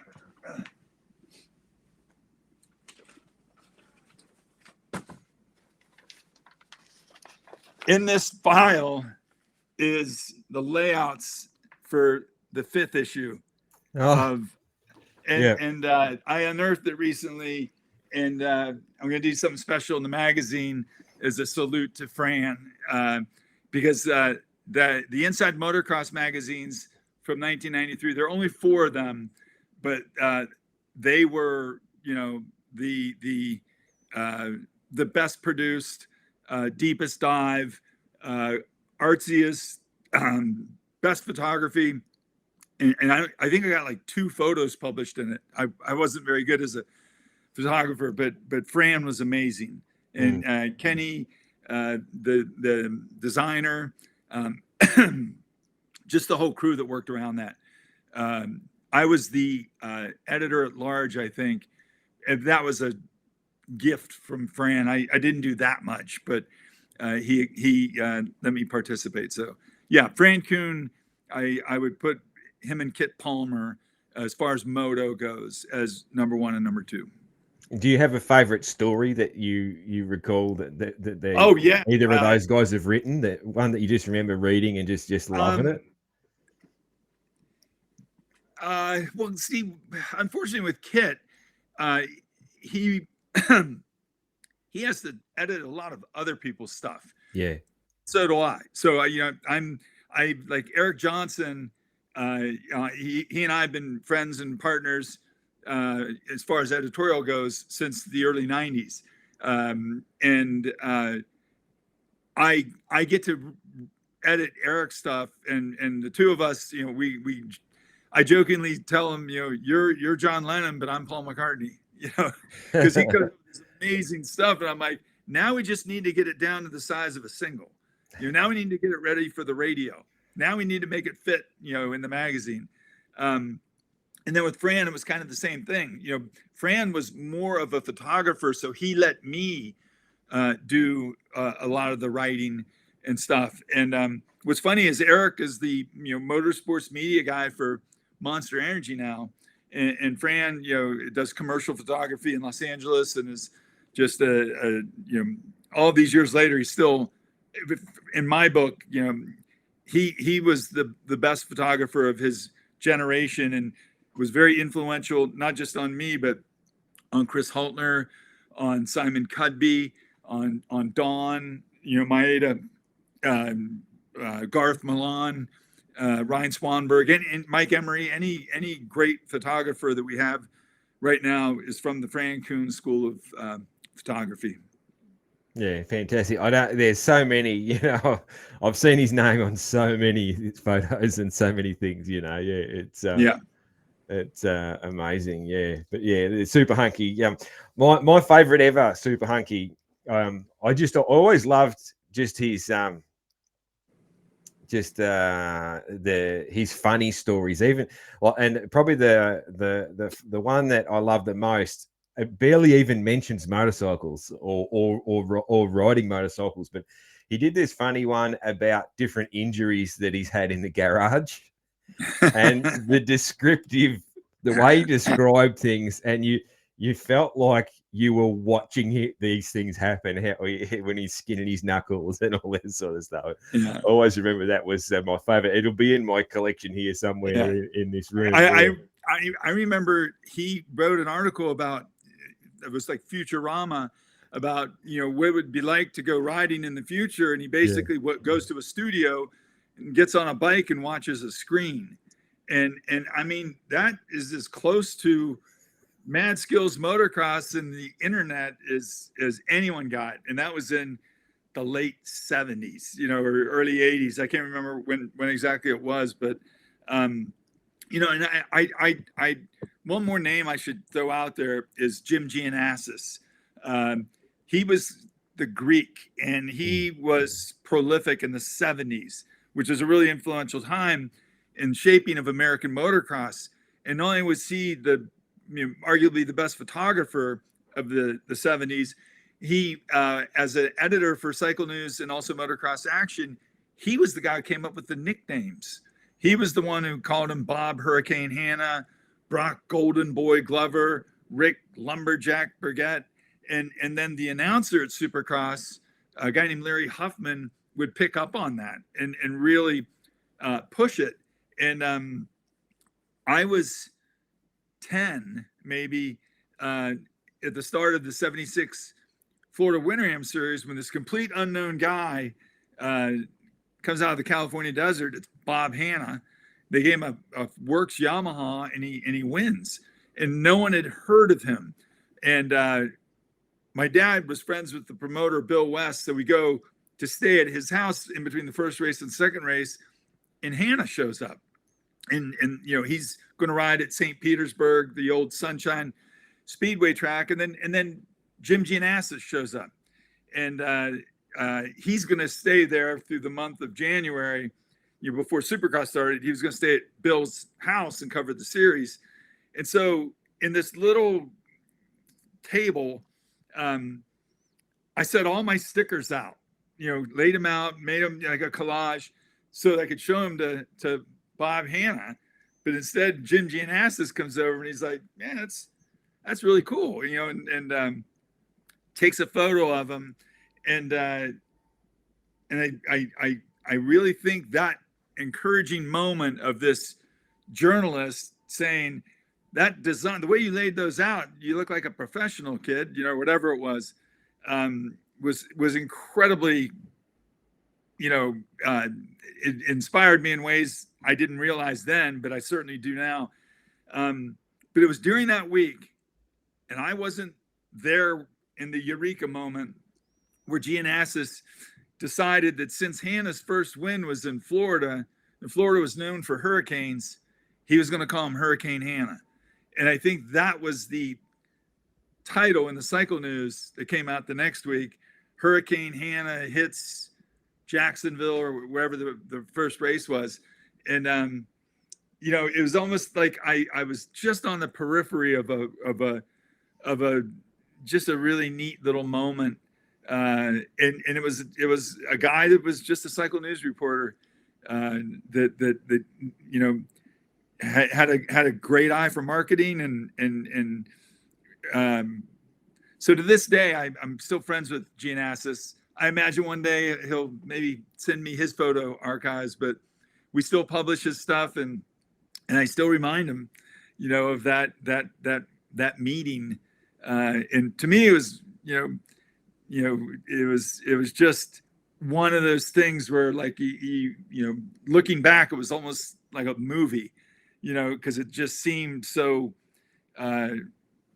perfectly orchestrated that we would all be there at that moment. And all these years later, that's what I'm doing now. I'm still doing it. Yeah, amazing.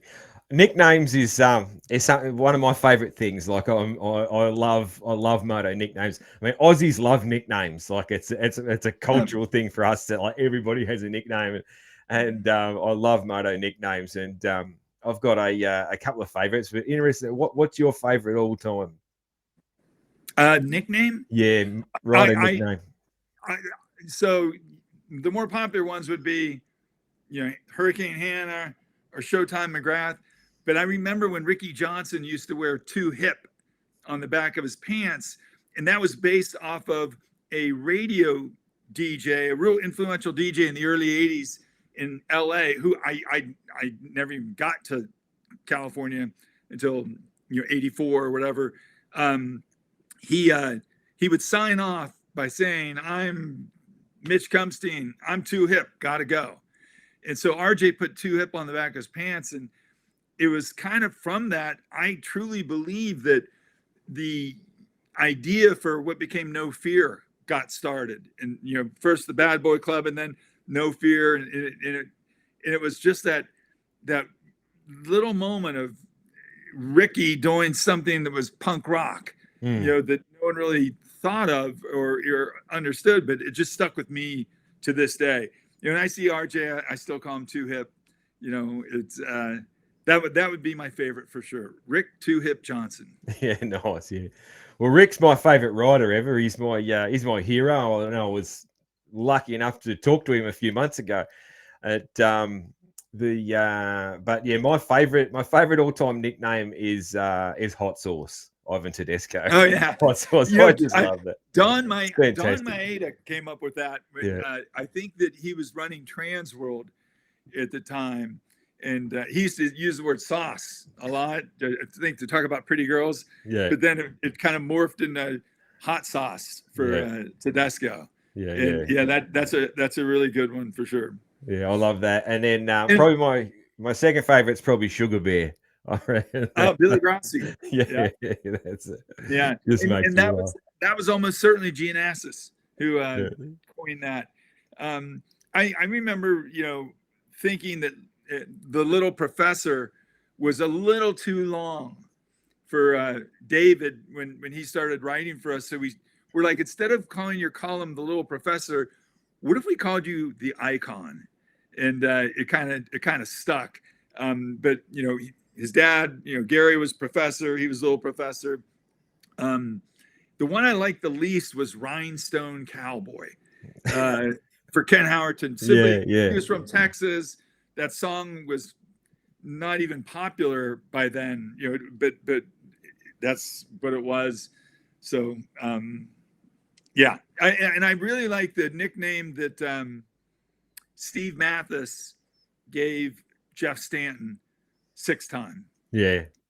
And that's stuck. And what's cool is Brock is still MX Golden Boy on Instagram. Jeff is 6-time on Instagram. We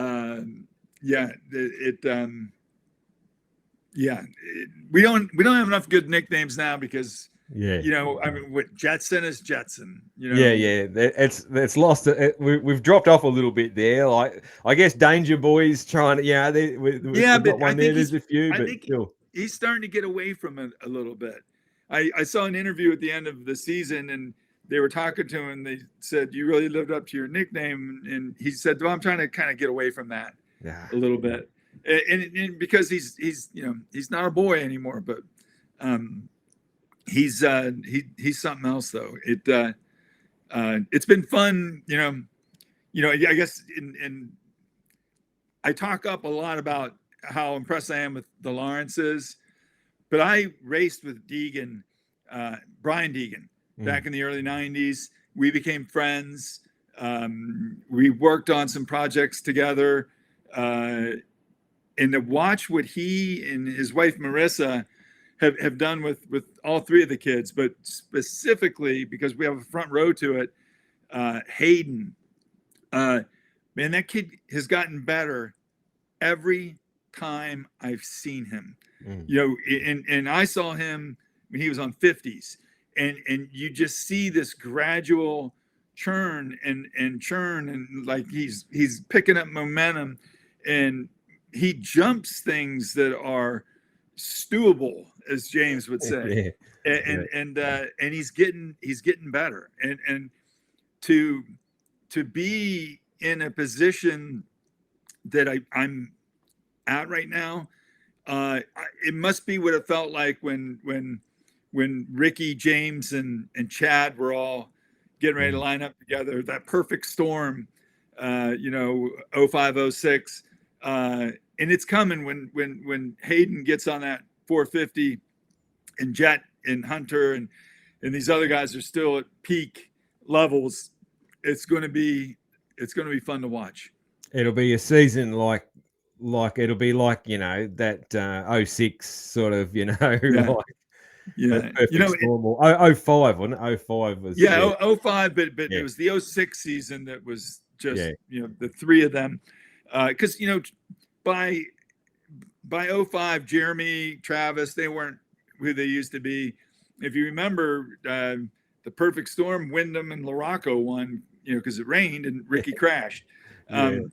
It was 06 when everyone got on 450s in Supercross, and it was just a battle royale.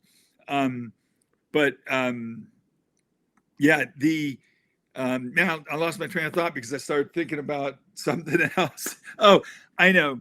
I like stats too. I like to find little statistics or little anomalies and outliers and really drill down on them.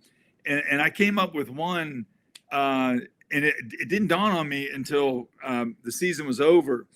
And it is that in Supercross this year, we had 11 different winners in the 250 class, which is crazy.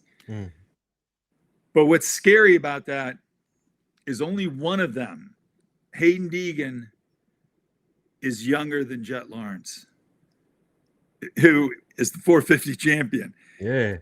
It's going to be until Hayden comes along, I think, that someone of his generation challenges Jet. Sexton's 4 years older than him. The other guys, Eli and Jason Anderson and AP, Cooper Webb. I mean, those guys are still fantastic, but they're not progressing like Jet is. No one is, except Hayden. Yeah. So that's fun to watch, and with Prado here, and maybe Kai DeWolf and the Conan brothers the following year. There's some really good racing and stories and statistics and photos on the horizon. So, I'll be at work on Monday. Yeah, there's a lot to be excited about, isn't there? There's a lot, I keep saying because I love Hayden's attitude. I love I love it. Even sometimes it makes me cringe. I love that brashness and that sort of thing. Like it makes me laugh. I reckon it's cool. It's not for everyone, but yeah, I'm a big fan of that kid. And like I wasn't a Brian fan. I didn't like Brian because I was like, you like Brian or you like Travis, and I like Travis. Yeah. Well, I love Hayden. Yeah. Yeah. I'm still kind of mad at Hayden though for not doing the Des Nations this year because he had Tom Vial's number. He would have I think would have been the best 250 rider. Although I was wildly impressed by Kaida Wolf, by Lucas Conan before he crashed, by Lagenfelder. I mean, those guys are no joke. But Deegan this summer was, a revelation. And if he'd have been there, you guys might not be having that's right, the big homecoming race and the big celebration down there because we only needed 3 spots. Yeah, that's right. Yeah. And I will say that one of the other neat stories from this year, I didn't actually get to meet the guy, but Kyle Webster, the weight of your country was on him. You knew the Lawrence brothers were going to deliver, but for him to be down there in Florida pounding laps for a month on a 250, trying to figure out, this is my one shot. This is we could win this damn thing, and all he needed was one moto, and he went out and got it. He was fantastic in that first moto, and I think that you owned the day.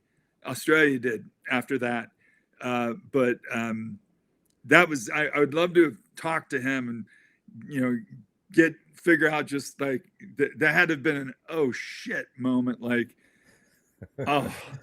Honda's put all this effort into it. The Lawrences, their peak. We've never won. All these Aussies are here. What are we going to do? You can't have the story of 2024 be Reagan the breakdancer. That's for sure. That's for sure. I remember talking on a show a while back there, because Jet did a little bit of dancing when he was young, didn't he? And I was imagine if we were just on this hypothetical funny thing, and I was saying, imagine if Jet stuck with dancing and he was Australia's breakdancer. Like he'd probably be really good. Like well, he rides the bike like he's dancing. He'd probably be really good. I can totally imagine Jet being an awesome breakdancer. So yeah. Did you see the video of Hunter with the Reagan? I guess Jeremy Malott from Red Bull, got the idea to do that and called the company and said, "Hey, we need 4 of those ray gun outfits." And they're like, "Well, yeah, we'll get them to you before Halloween." He goes, "No, I need them tomorrow. I need them tomorrow." And made some doors open and made it happen. But yeah, that was pretty funny. That was funny. Yeah, she's still in the news here. She's getting her around. She's milking it. That's for sure. She's milking a little bit of fame and yeah. I remember seeing that the first time and thinking, this is a joke. This is a Sacha Baron Cohen type comedian has broken into the Olympics. And it's going to end being a bad mime because it's France. And but no, it wasn't. So yeah, I know. It's there's a lot of theories about how she got in, and she got in just to get the fame, and all this sort of stuff. Like well, bringing that back to Australia and motocross. Kyle Webster, he answered the call for Australia in ways that Reagan did the opposite. Absolutely. Just on Webster and that team, like I don't know if you're aware, but the Aussie Honda team, so your Reeves team, they won MX1, MX2, MX3, and MXW in our outdoors, and then Kyle goes over and is part of the Motocross at Nations win. Yeah. And currently he's winning the SX1 and SX2. Yeah. But his guy in SX3 is only sitting third in the points, so it sort of hinges on that. He might clean sweep just like everything. Yeah, year, he just needs Cole Thompson to not take his teammates out, and they'll be okay. yeah, but he's. I think it's looking like Shane certainly looks to be the SX2 front runner, and Joey or Dean for SX1. But yeah, he's young fella in SX3 is probably the fastest guy out there, but he's hit the ground a couple of times, so he's sitting in third. But yeah, that could be a pretty huge story for Australian thing. It'd make for an unbelievable year for Yariv and a terrible year for Craig, because that's the switch around there. It's usually one of those two. But our Kawasaki guys are actually doing this year, which is good for Australia, because we haven't had much of a rundown on Kawasaki's for a good while. Yeah. One last question for you: is Jeff Leask still working with KTM? No, not anymore. Jeff is working with Stark Varg. Okay, him and Tortelli. He's the man. Yeah, he's at the Nationals with the Stark Varg tent and all that sort of thing. Him and Mike Sleater. Yeah, they're doing the Stark Varg thing. Now, Jeff, he retired from his KTM role probably about 5 years ago, I suppose. It's been a little while. A little while, but yeah, that was his thing there. Yeah, cool. All right, Davey. Couple of things I do just to end the show is I always ask the US guests, give me your best Aussie accent. I'm better doing the Flight of the Conchords and Kiwi voices. Pack the car. I can't do it. Australia, how's that? Give us a g'day, mate. G'day, mate. That's not too bad. Yeah, you're not too bad. Yeah. If I'm in Ireland drinking, I'll slip into a brogue, but that's about it. I'm no good at accents, but myself. But I've only my own. But it's an interesting thing, because sometimes you get some people surprised and they're like, "Wow, that's really good." And then sometimes people are pretty bad too. You're somewhere in the middle, so I'll take that.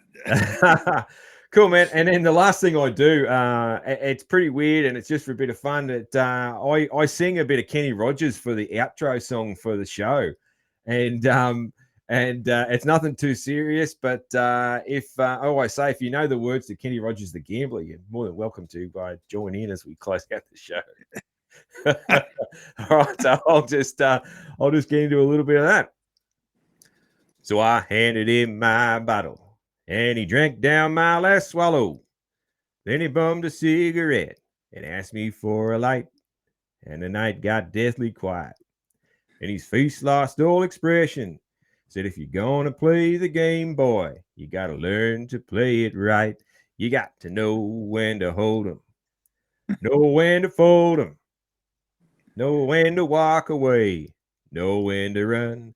You never count your money. When you're sitting at the table, there'll be time enough for counting when the dealing's done. Davey Coombs. That's pretty good. Can you do Kenny Rogers? I